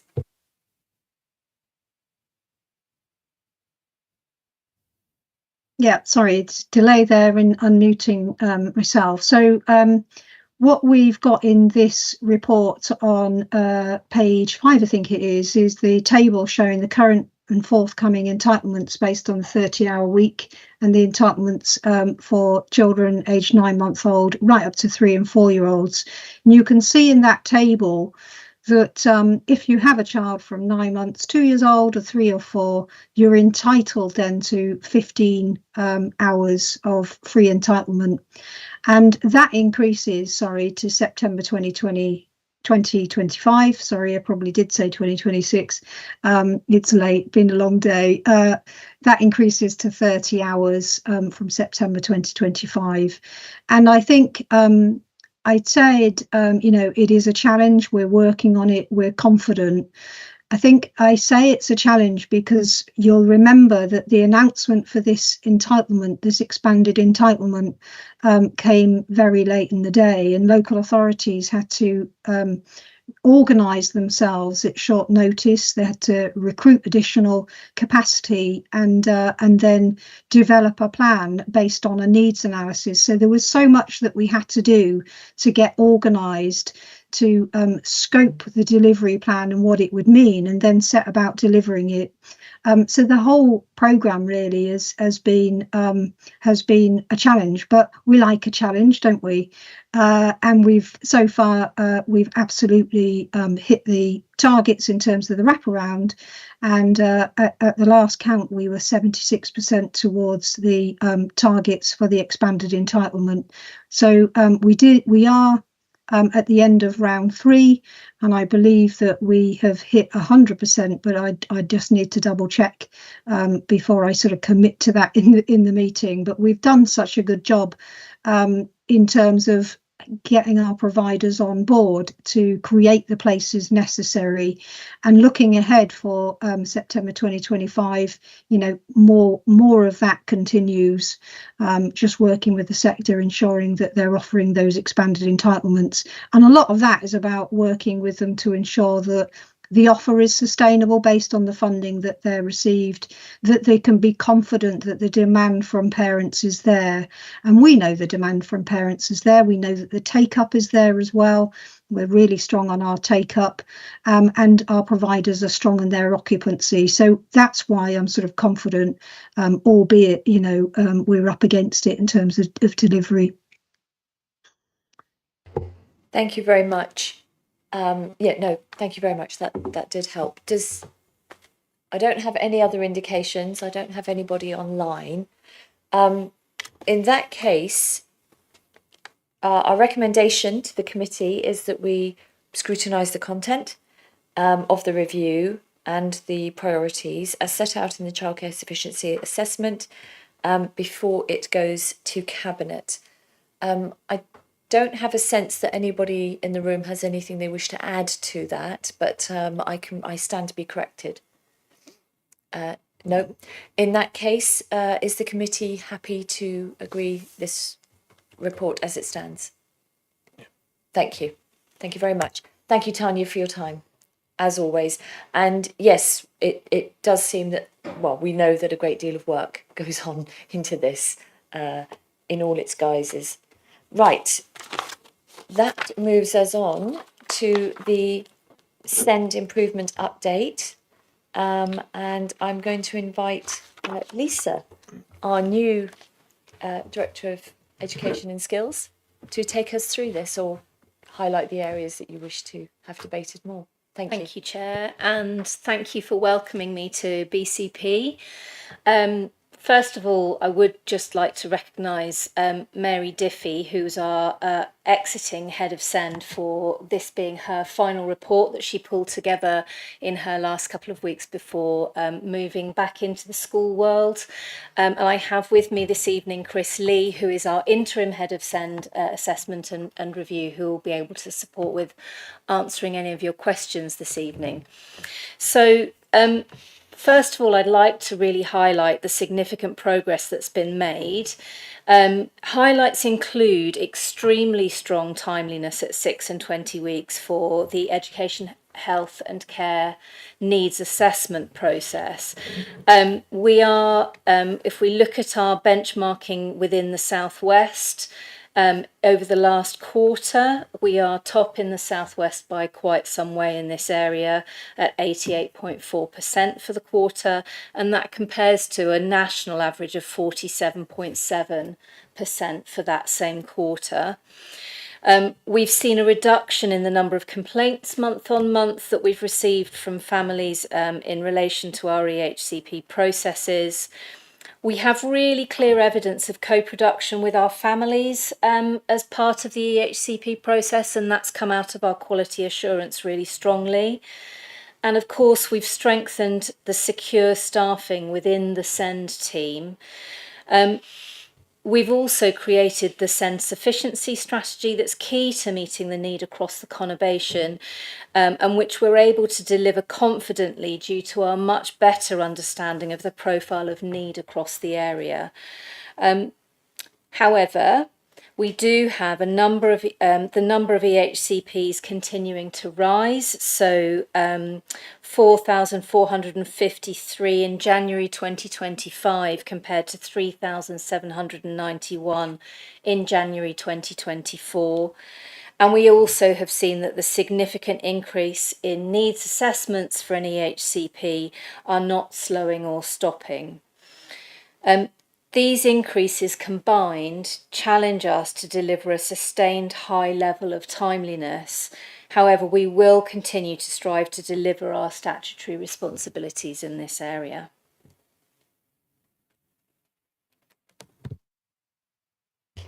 Sorry, I was following the report so intently there. Right, I'm open to questions and comments from the committee. Who would like to start? I'm sure we have many comments and questions. Sandra. Thank you. Page 6. Sorry, I'm going to say about complaints. Could you just explain to me, if possible, what are the top 2 issues that have been complained most about?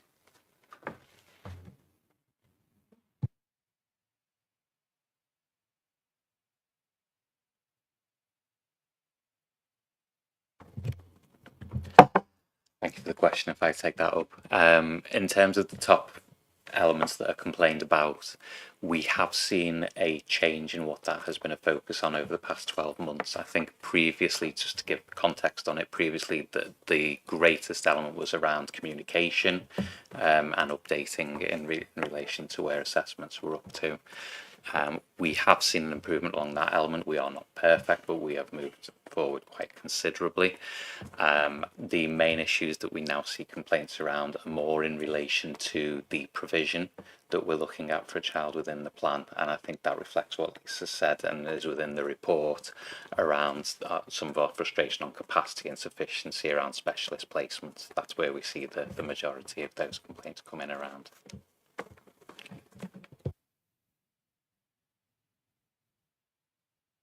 Thank you. I'm always reluctant because I feel like I'm always the first one to go, so I like to wait. So on page 13, it talks about how a business case has been put forward for temporary additional staff, and I'm sure that's probably one of the key things here. You know, a huge cash injection was pushed into the service to help us get to these brilliant figures that we're at now. Clearly, without the staff to maintain the pace that has been happening over recent months, there's a real worry, you know, Ofsted have come in, we're doing really well, we've got this good. Number one, it says here that the business case for the additional staff has been declined due to the financial outlay. So I just want to know whose decision that is, who said no, we can't get those staff in. And I want to, I don't really know what my question is, but would additional staff be the only thing we need to continue on this current trajectory, or what are the other barriers we've got here? I hope that's a clear question. Just, I know some of my colleagues probably want to unpick that a bit further as well. So as a starter, that would be helpful. Thank you. In terms of growth bids, so we submitted a growth bid in terms of delivering services against a backdrop of an ever-increasing demand. We were not successful at that growth bid.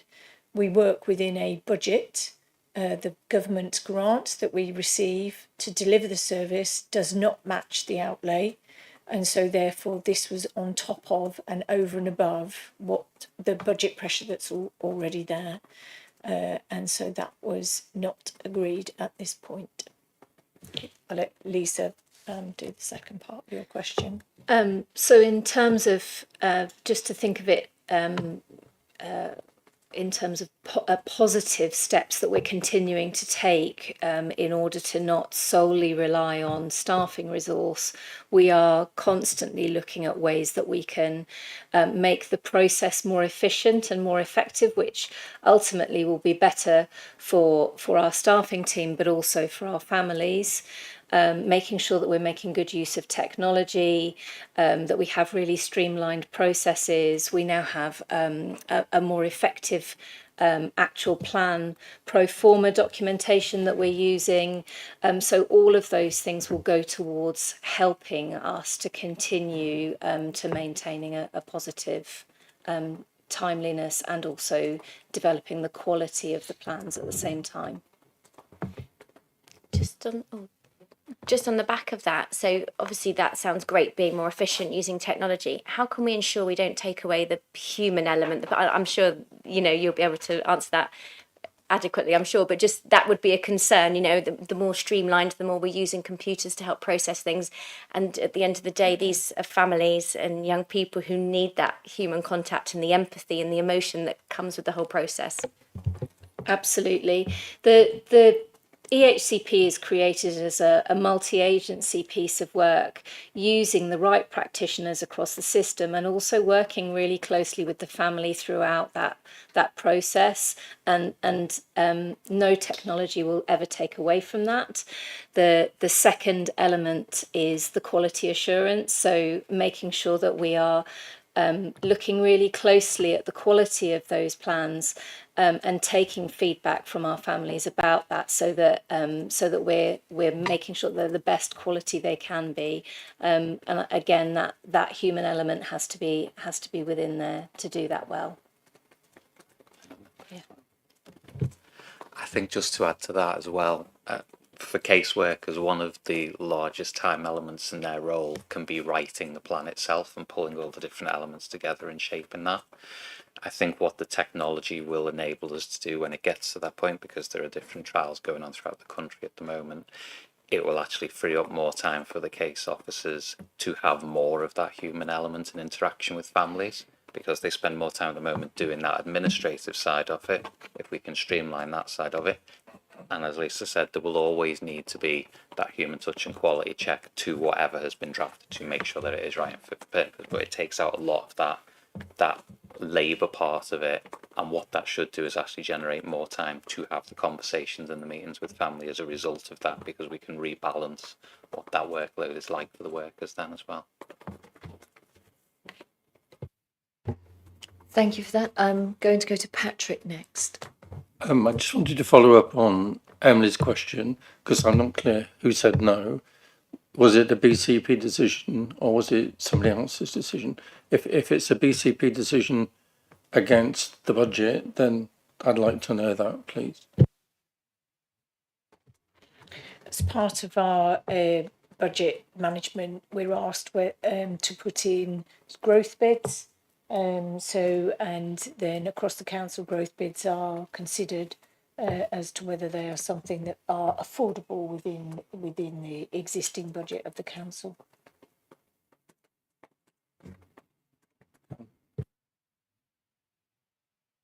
Yes.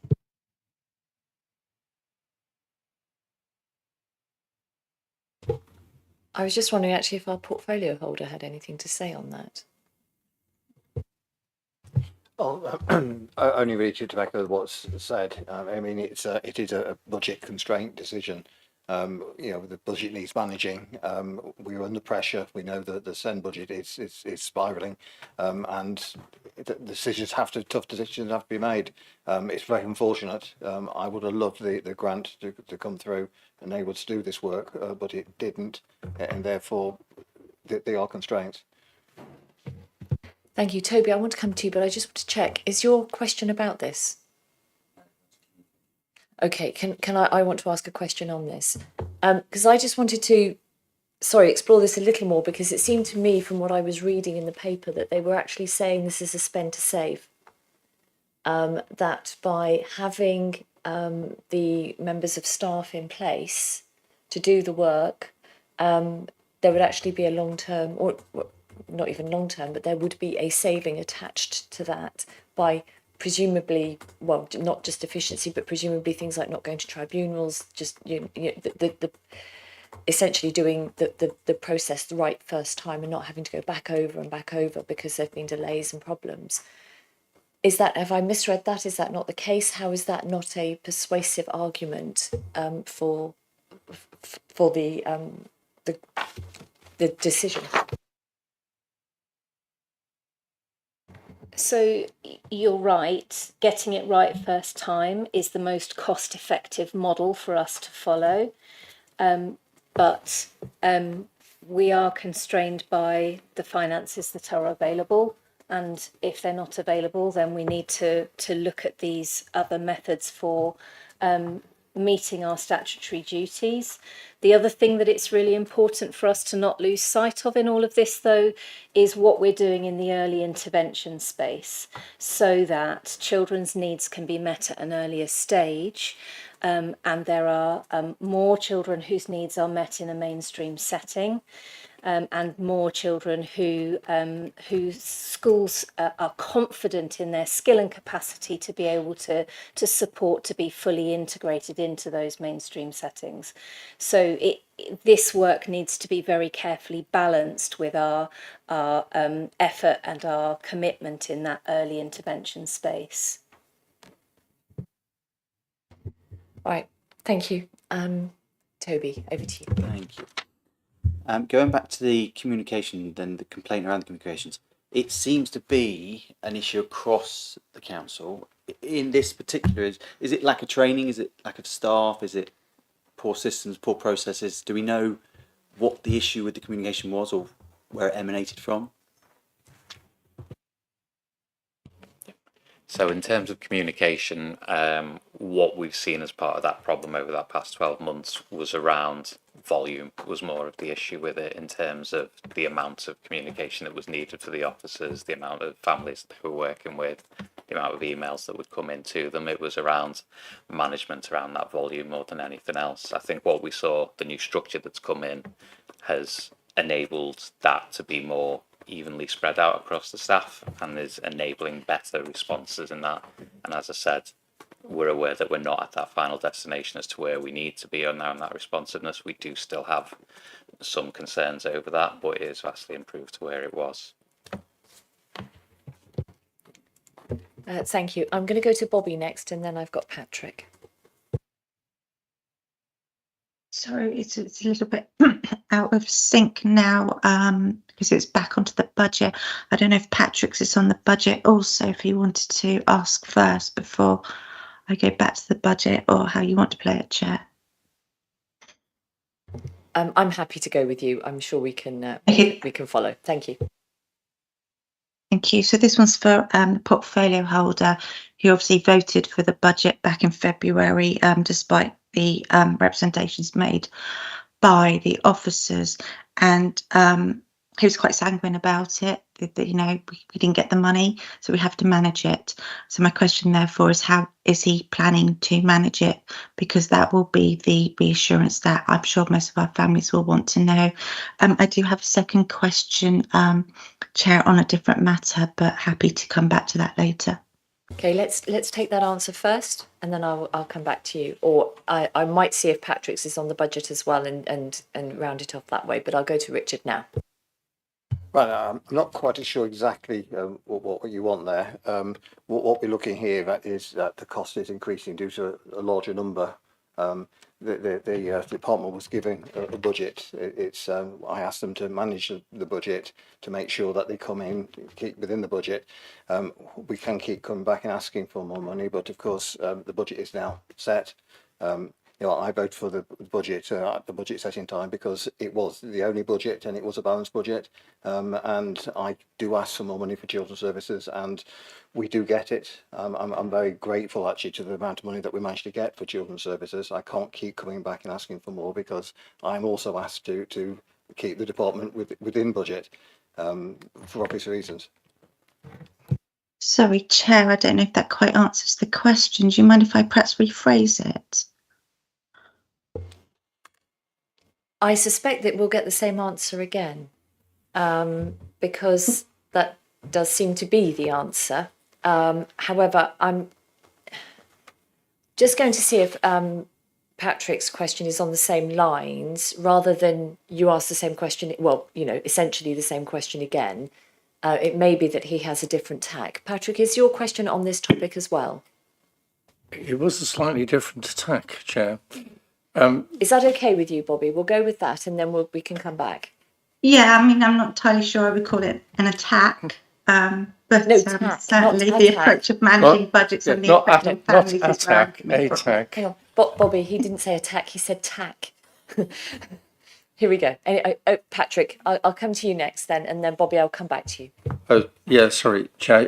I should, I guess, in the light of that, just preface the question by saying, you know, I don't want any of this to sound at all critical, you know, because we come here, well, I do anyway, to try and understand the scale of the problem that you're trying to manage. So I don't, you know, this isn't at all critical, because we absolutely recognise you and the team are doing, you know, peddling like mad to try and to deal with this issue. I guess my issue in relation to the budget is this really. So from what Cathy said earlier, from what we've known previously, there is a gap, isn't there, between the amount of money the government gives the council and the amount of money the council spends. So it's about how do you manage that gap. So I don't know, and I guess it's a question really. I don't get any sense, and I'm willing to be corrected if I'm wrong, I don't get any sense that that gap is narrowing in any way. So we're constantly having to navigate how we might be able to meet that gap, and the consequence of trying to manage it are the things we've been talking about. Are the potential to increase waiting times, the increase, you know, the potential, you know, to create a situation where parents are just not happy that they're getting the service that they think they need for their child, and that's all understandable because it's about juggling all of that stuff, isn't it? So what I'm, I guess, struggling with is, in terms of the BCP budget, if there is that gap, if that gap isn't, if I'm right, and that gap isn't narrowing at all, how do we crack this? How do we get from a situation of saying, I don't even know if these figures are right, we get 70% and you know, and we need another 30%. How do we bridge that 30% gap? You know, we might not be able to bridge it all, but would 25%? What would 25% enable us to do? What would reducing that gap to 20%, for example, enable us to do? That's what I'm struggling to understand. Cathy wants to come in. Thank you. Thank you for that. Understanding the landscape in which we exist, because it is a really challenging landscape, and in essence, and nationally known, the SEND system isn't. It is a kind of failing system which isn't sufficing the majority of stakeholders. And so, I mean, I would just like to say, within the budget parameters that we currently have, Lisa has already said, in terms of our delivery of timeliness, we are at 88%, and nationally it's an average of 47%. So we are performing extremely well against that budget backdrop. And in terms of that capacity that we have in the system to do that, it is very challenging for us to continue to do that within the existing budget, although we are overachieving. And we have been speaking with the DfE to say, you can demonstrate that you can do this work, but it's the other areas within which you exist that you need help and support. And so one of the things that the budget, the 151 officer will say to me is, what are the mitigations that you're doing? You've put in a growth pressure. They have already added some growth pressure within the budget. We've asked for some more, but equally, we have to, as a service and as a system, think about what are the other things that we can do to mitigate that increasing demand and to mitigate some of the costs. And some of that is, how do we work with schools to enable them to be more inclusive? How do we enable our commissioning to drive down costs in terms of some of the special arrangements? So there isn't one, it's a wicked issue in essence. And so there isn't one silver bullet. It is a multitude of activities that we need to do to do that. We've heard that educational psychologists are challenging to recruit. That again is an area where there would be some pressure in terms of increasing the HCPs. All of those things. I know families are resorting to private EP assessments, all of that. And so we have a system that is really, really struggling to work. But against that backdrop, we are doing all of those things in terms of talking about inclusivity, building our capacity, trying to develop better commissioning arrangements, trying to work with EP agencies, things like that, to drive it, to mitigate that pressure as we go forward. We looked at what would the cost, or how would we deliver a service at a particular point, say 30-40% increase of EHCPs in the system. Sometimes we're seeing 70%. And so against that backdrop, I think we would say that we're doing actually reasonably well at 88% timeliness, and other local authorities around that national figure of 47. But once you've done the assessment, we then move into, well, where's the placements, where's the capacity? And some of that work is happening. There's expressions of interest out to schools about how you can deliver something in capacity, something a bit different, the inclusion funding that we're trying to work with schools of what that would look like, and we'll develop an education board of how can we help and support in terms of this delivery. So I suppose what I'm trying to say is it isn't always about money, and we have to actually look at what are the other things that we can do. Thank you. Richard, do you want to come in on the end of that? Just adding to that quickly. Just to remind us that a year and a half ago, our timeliness was at 0%. And therefore there's a lot of investment put into getting that timeliness right. I would suggest that I'm guessing here, but I would suggest that if the numbers weren't increasing at the rate that they are, the timeliness would still be at 100%. We also got to remember that, I know people look at this as you're blaming the national picture, but we are in a national environment. Getting Ed Sykes, we're in a small, a decreasing size pond. Everybody's looking for this. It is a case of managing where you concentrate focus on at the time. I mean, I don't want to use a firefighting term, but it's trying to look where the fires are going to be next, isn't it? And focusing on those areas. Thank you, Bobby. Come back to you now. Yeah, if I can, and I do thank Ms. Hadley for her explanation, and I understand that in a sort of medium term will bring back the dividends that we are seeking to achieve in terms of the budget. But my point still remains is the officers had highlighted the risk that the budget isn't suitable, that we are going to overspend regardless, because the numbers are going up. The forecasts are telling us that this year that budget wasn't manageable. So in that short term, given that obviously we wrote the budget back in January, it's 3 months on, what is the plan to manage the budget for this year so that we don't overspend like we did last year? What is that plan, and what does that mean for families? What does that mean in terms of services for family, and how will those services look for this year? I don't think it's good enough to say, thanks officers for telling me that we're going to go over budget, we don't have enough money, we're just going to have to manage it.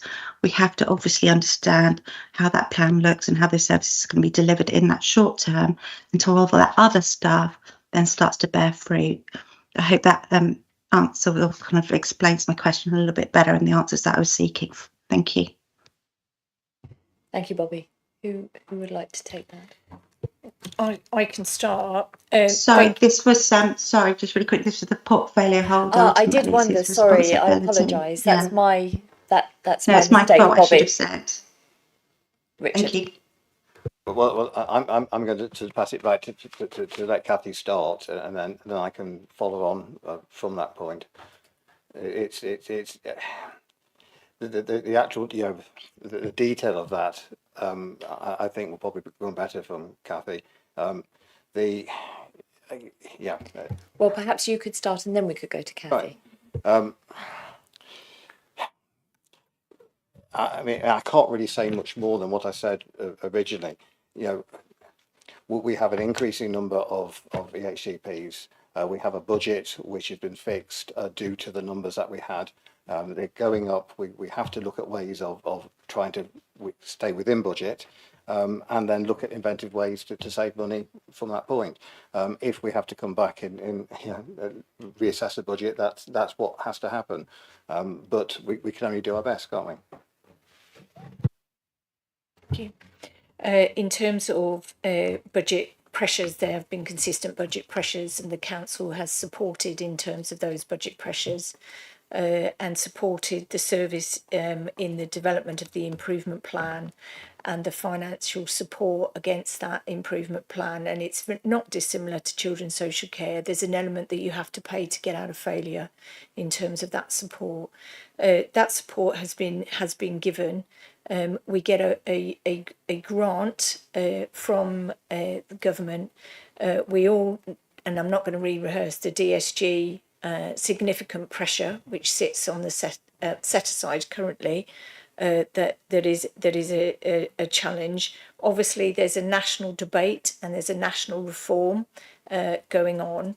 And there is a promise from the government in terms of supporting local authorities in terms of managing that DSG. Our improvement plan is the mitigation in terms of delivering.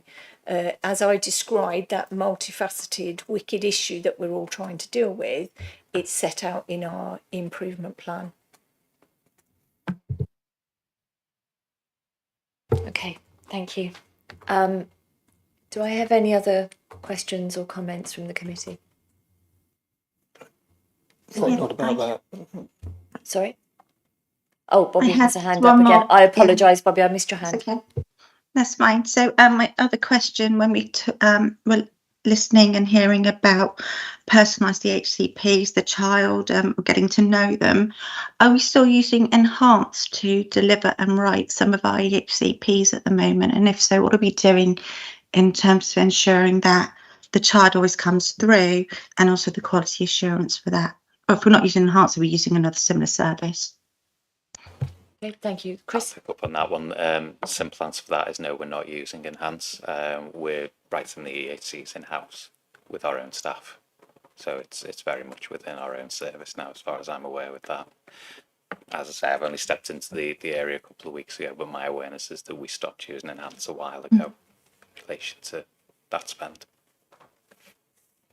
Can I just say, Chair, if that's the case, and that's really encouraging, and it's really good to know that we're bringing it back in-house, and then we can quality assure the quality of those plans and making sure they're fit for purpose. So that's really positive if that's the case.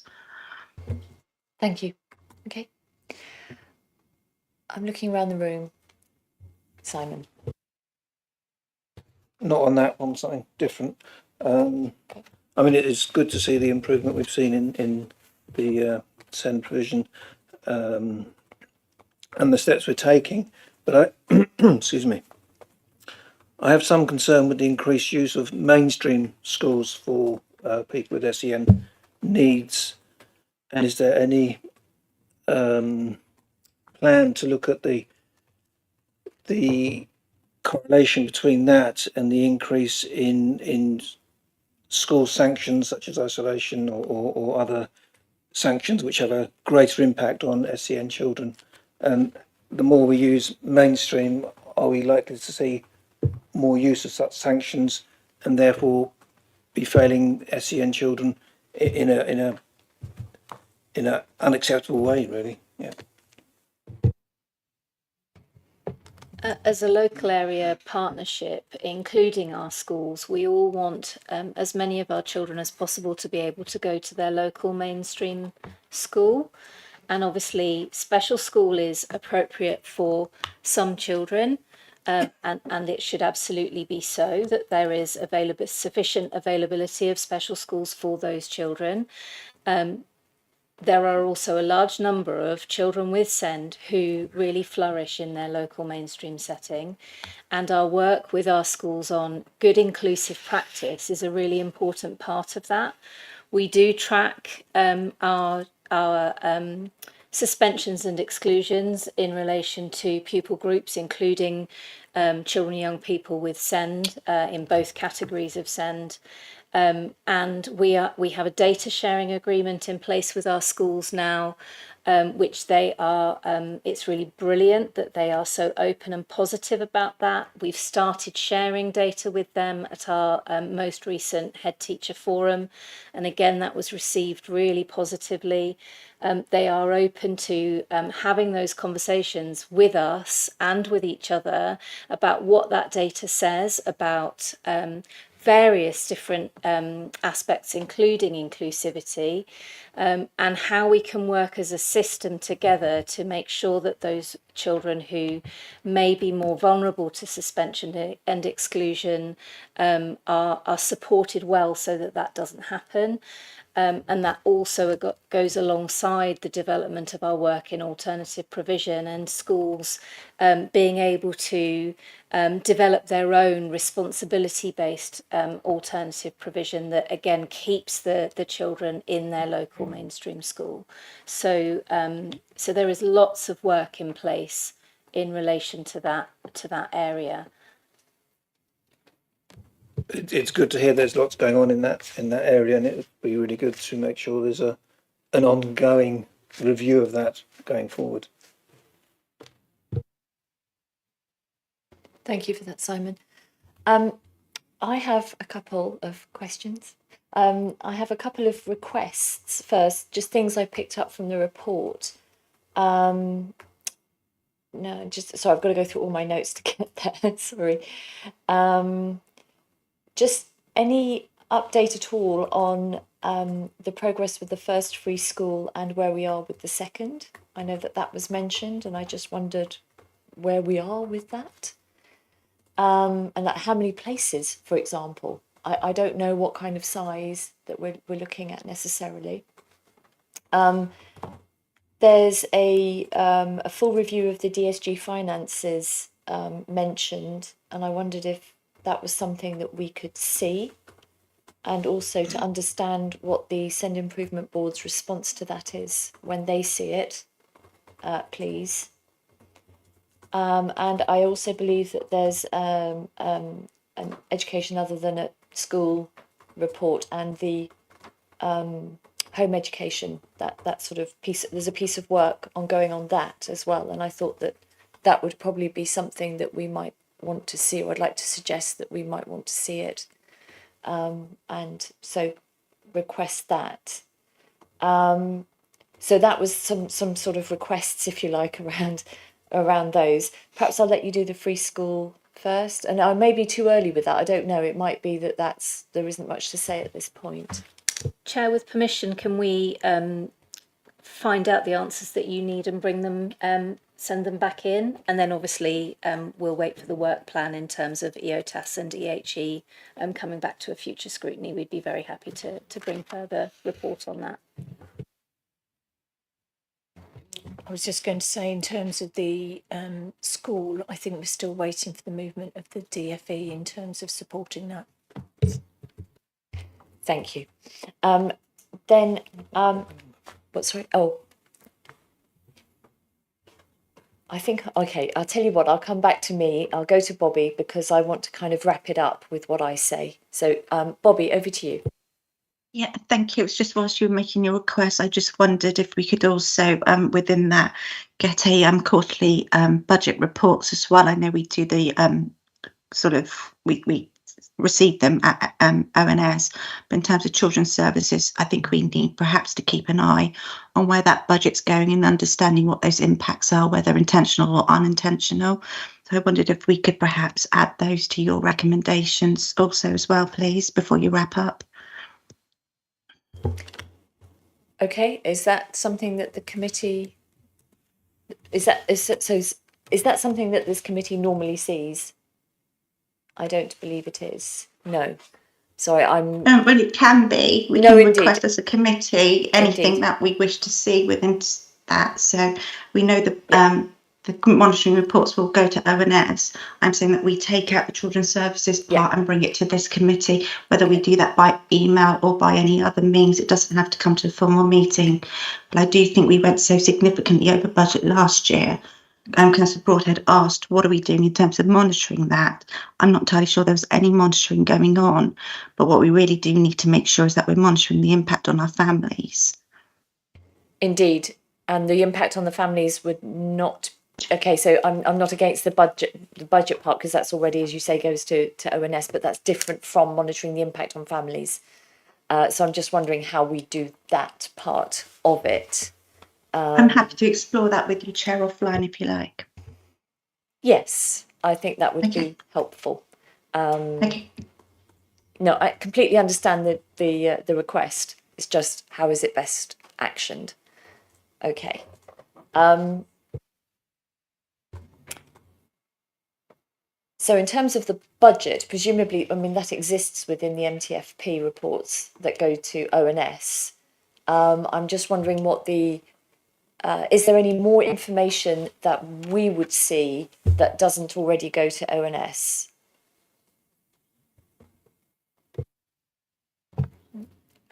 No. I would also say the impact on children and families would be in the data that you see in terms of performance and the narrative that sits with that. Happy to explore that and how we fit that within the general work plan. Yes, it may be that we perhaps need to see something differently or explored more. Yes, perhaps that's it. Okay, we'll have to take that offline. In terms of what I was wondering how we wrap up the whole discussion that we have just had around the budget aspect of this and the recommendation that we have in front of us is that the committee acknowledge the content of this report and following the discussion consider whether a recommendation to Cabinet is necessary in relation to the target for statutory delivery of EHCNAs and annual reviews, taking into account the time and motion calculation and impact on the 6-week and 20-week timeliness. So there's a clear, it feels to me like that recommendation wants the committee to say something more than we currently have in that recommendation. And I suppose I'm looking to the committee for, do we want to say more to Cabinet? Essentially, what do you want me to say to Cabinet? Patrick? So I'll take that out because otherwise you get feedback. There's two issues in the Chair with I would suggest. One is the budget, the money, what we're spending, is it enough? That issue, and then there's a second issue which which Bobby just talked about, and that's the impact on children. So in terms of recommendations to Cabinet, we know, don't we, that the budget is monitored, and we know how we're doing against the budget, and there must come a point at which it becomes clear that we are going to meet the budget or we're not. If that's not too dramatic, and it's a question of whether it's the first quarter or the second quarter. I don't know, but there will come a point during the process where it becomes clear. It may not be, we may assume we will be over budget, but at some point in that process, it will become clear that we're going to overspend. So I guess what I'm saying is that, could we ask Cabinet to review that specifically in relation to how that budget is going, and analyse whether or not we are going to overspend. Sorry, this is really clumsily worded. So that's one aspect, and the other is in terms of the data which Kathy referred to, in terms of the impact on parents and children. We should be able to monitor that against the data, and as I understand it, so knowing nothing, that's fairly live information. It's current. It's not, we're not doing it 3 months, 6 months retrospectively. We're doing it concurrently. So we ought to be able to, again, pick a point in time when we are able to say, this is the data, this is the impact it's having on parents and children, and assess that. So again, in terms of recommendation to Cabinet, to allow either this committee or somebody else to be able to take stock of that and see how that's going. Sorry, Chair, that's a waffle, isn't it? I haven't got the wording of a recommendation yet. However, could we? Yeah, no, Sorry. Bobby, I'm coming to you. Just give me a moment. Okay. Yeah, Bobby, over to you. Do you have No, the sorry, wording it's for just- us?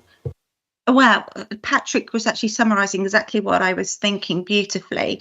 So I'm just wondering if we could ask perhaps for an options appraisal when perhaps, I don't know, June, so we're sort of quite early into the budget. Well, no, I think last year we knew quite early that we weren't going to meet the budget. So the likely overspend and what options it's going to take to meet their budget limit, and also where we are hoping for any overspend to go. Would that be summary enough in terms of wording? It's like 3 points to it. Yeah. Are you able to put some wording on? Have you got those 3 points? I've got the first two. Could you just repeat the last one? Bobby, it was about meeting the budget limit, I think. Yeah, so it was understanding the budget, perhaps June time, and options appraisal as to what measures would have to be taken to meet their budget limit, or thirdly, a likely overspend and where that budget will be spent and why. And I think that's part of that spend to save question as well. Okay. Okay, and in terms I can't formally propose or No, I second realise one. that you're Right, not thank you. here. I do understand that. Thank you. And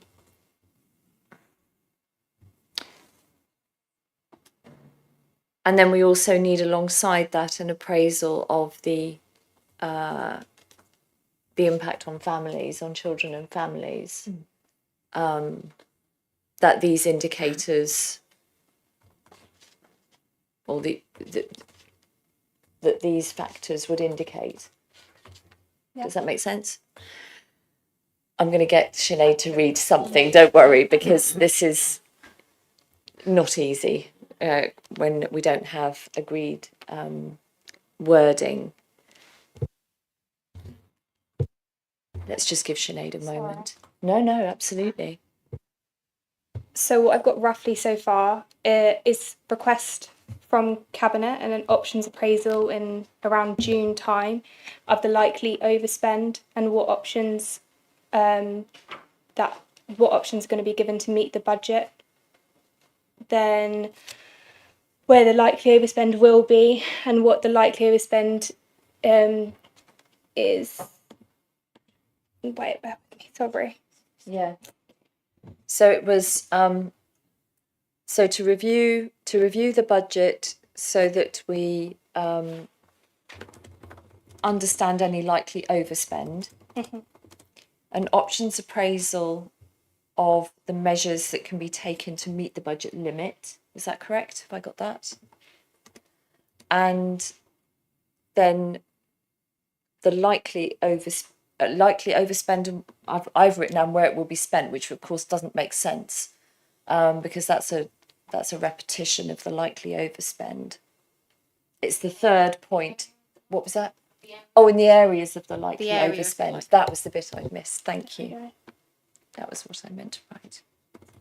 Okay.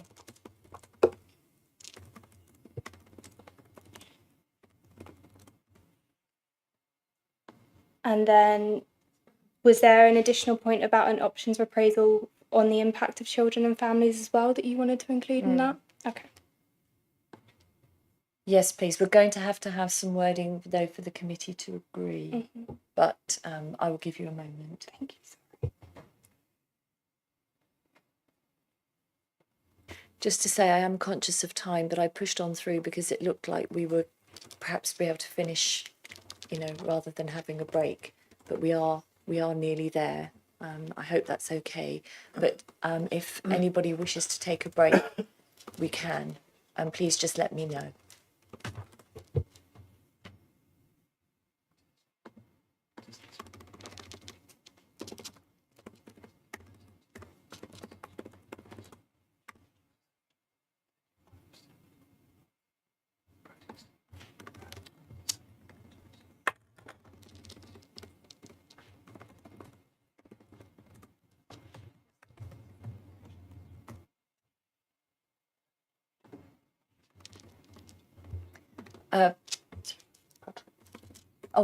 Apologies, Patrick. I was just going to say that just in terms of tidying that up, we could we link the two in some way so that what we're asking Cabinet to do is take a look at it.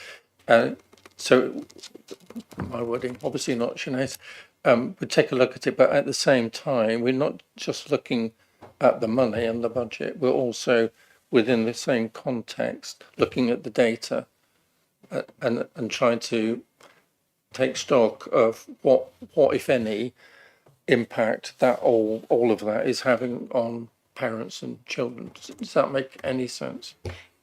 Well, yes, because the data will lead us to the impact, and so we are asking alongside it for the impact on children and families. I suppose we could put.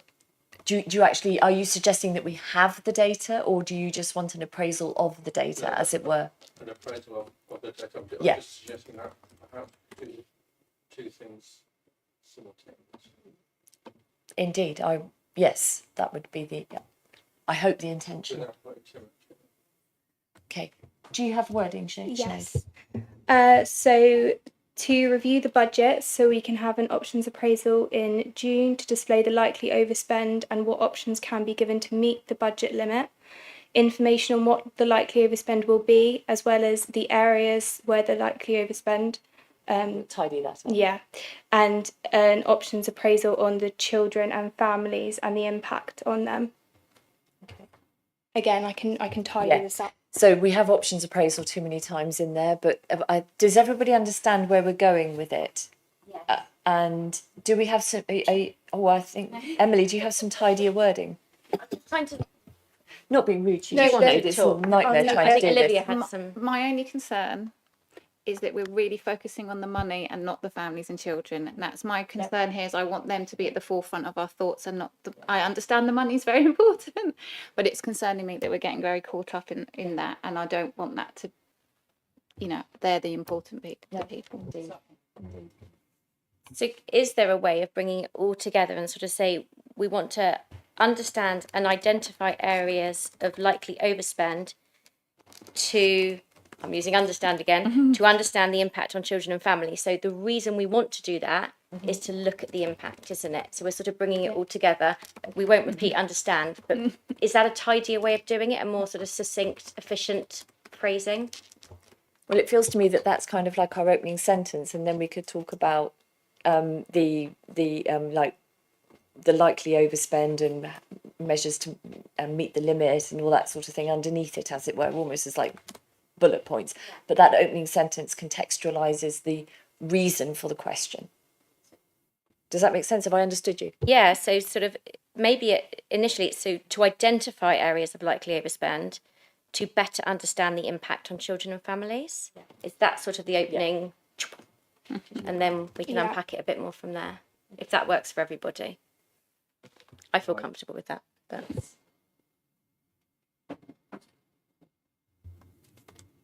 so we need a proposer for this.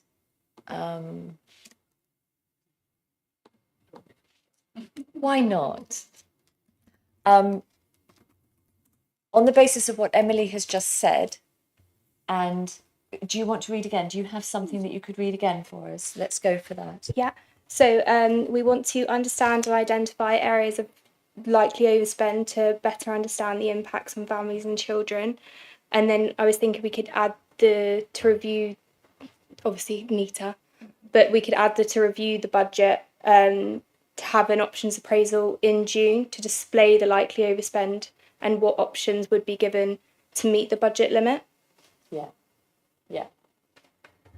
I think that does it. It still needs a little bit of tidying, but I think that does what we wanted it to do. Is everybody happy with that? Have you got the wording in your head for a vote on that? Okay. So I've got a proposer in Patrick, and I need a seconder, please. Anybody want to second? Emily is seconding. And do we agree that that's the recommendation that we would like to attach to this report that I will make then to Cabinet? Okay. Happy with that? Everybody happy? Thank you. Thank you very much.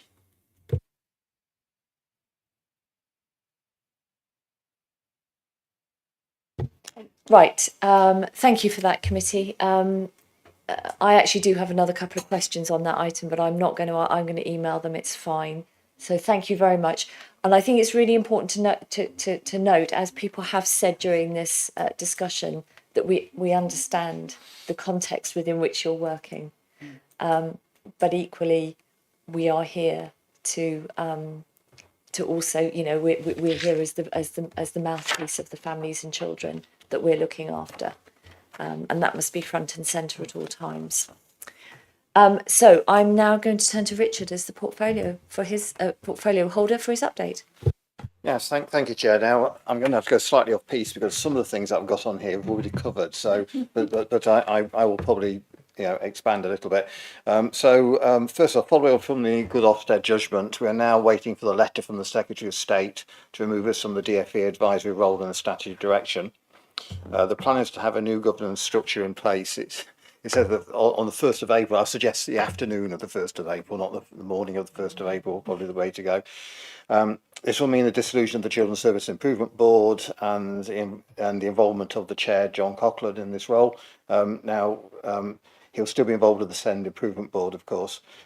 John's attended this scrutiny meeting, and I think they provide useful input to the committee. I've thanked him personally for his work and support, and I'm sure that you'll all join me in doing that. Since the last meeting, we've already met our new Director of Education, Lisa Leancroft. She joined us in February.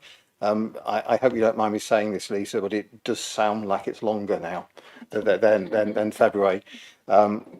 We went to the Head Teachers Forum on 26th of February, which we've already mentioned here.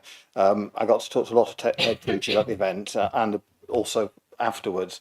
One big achievement that we have mentioned already was the work that's been done on sharing school data between schools, the LEA, on EHCP's exclusions and inclusions. There's a real feeling of shared insight, and schools were very keen to understand the data that So I'll try that again. Understand the data, and we're asking for lots of extra data and ways to interpret it. There was a huge discussion on this, and it really shows that the schools are looking at what we're trying to do there.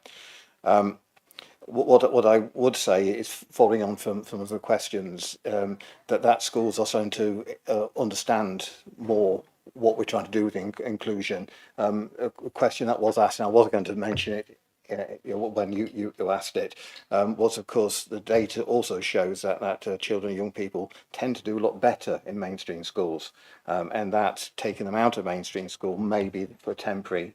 But it's always trying to get them back to mainstream wherever the possibility is, and that data sharing, it was a real step forward in that. We still don't have the date of the SEND inspection, so preparation work is ongoing. Last week there was a mock SEND inspection to test out the readiness. I know the team worked really hard on that.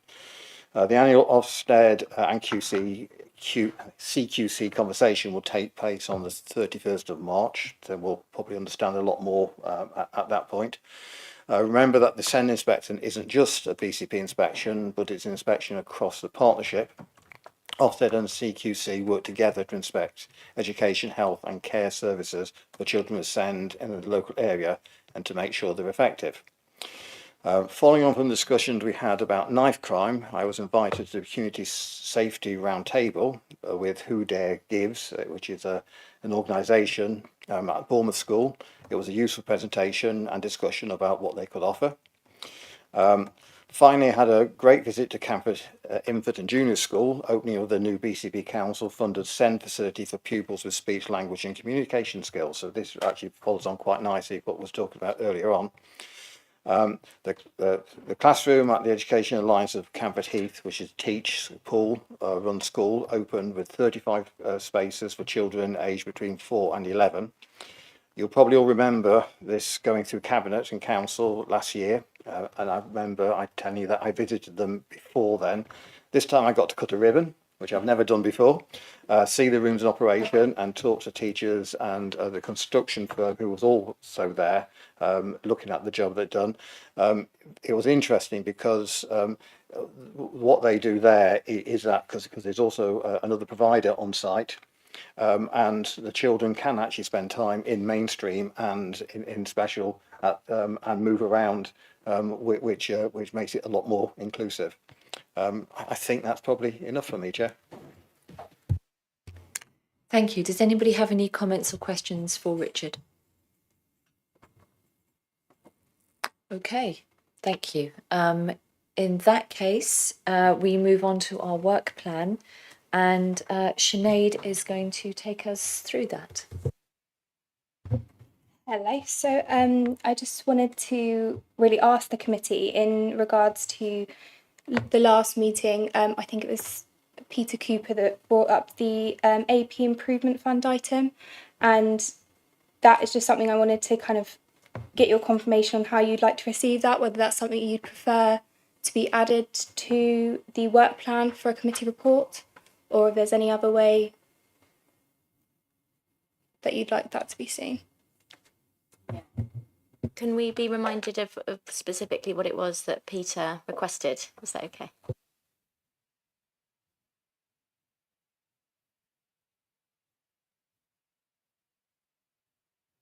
I think it came out of a discussion about something else, and then Rachel said, I think it was when Rachel said about it, and then she said it could either be a briefing, an informal briefing, yeah, or it could be, but I have to admit, it felt to me like perhaps it should be a committee paper, but that was my feeling. Because it was around alternative provision. I do remember the discussion now, but I can't remember the specific angle that Peter was keen to explore further. So what I've got here Yeah, is it might the be in the alternative provision improvement plan is what he brought up.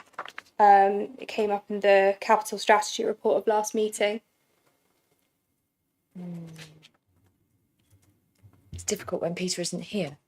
Have a look what I've got.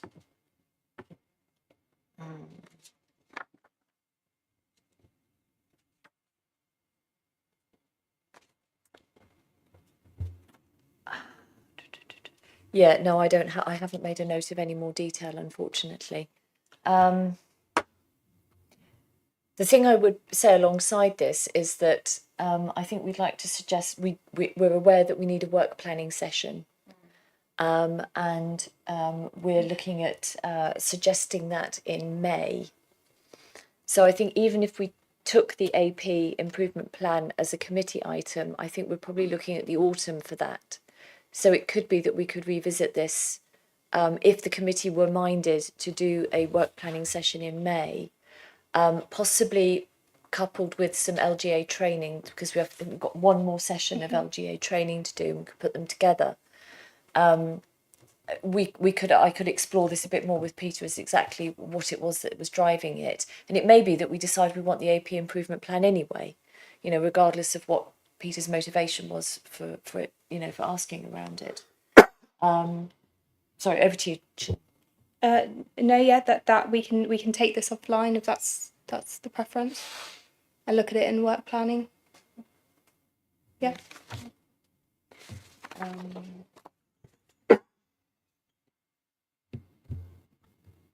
And we also have the permanent exclusions and suspensions item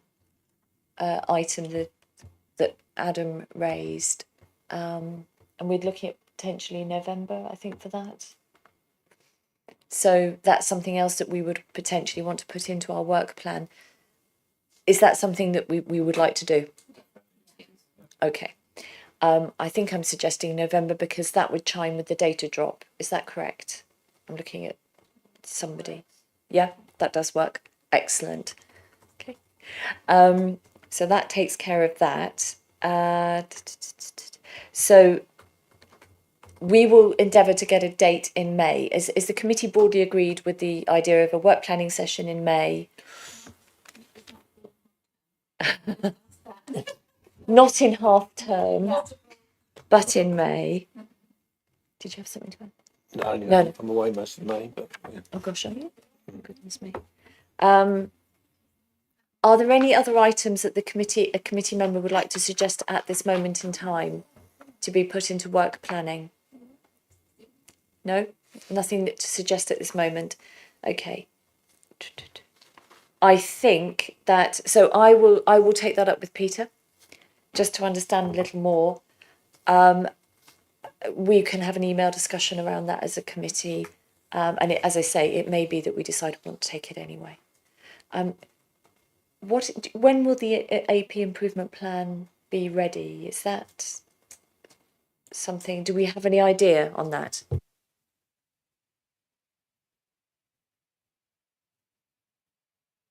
Right, can I come back to you and confirm in time for you to be able to do the work planning in May?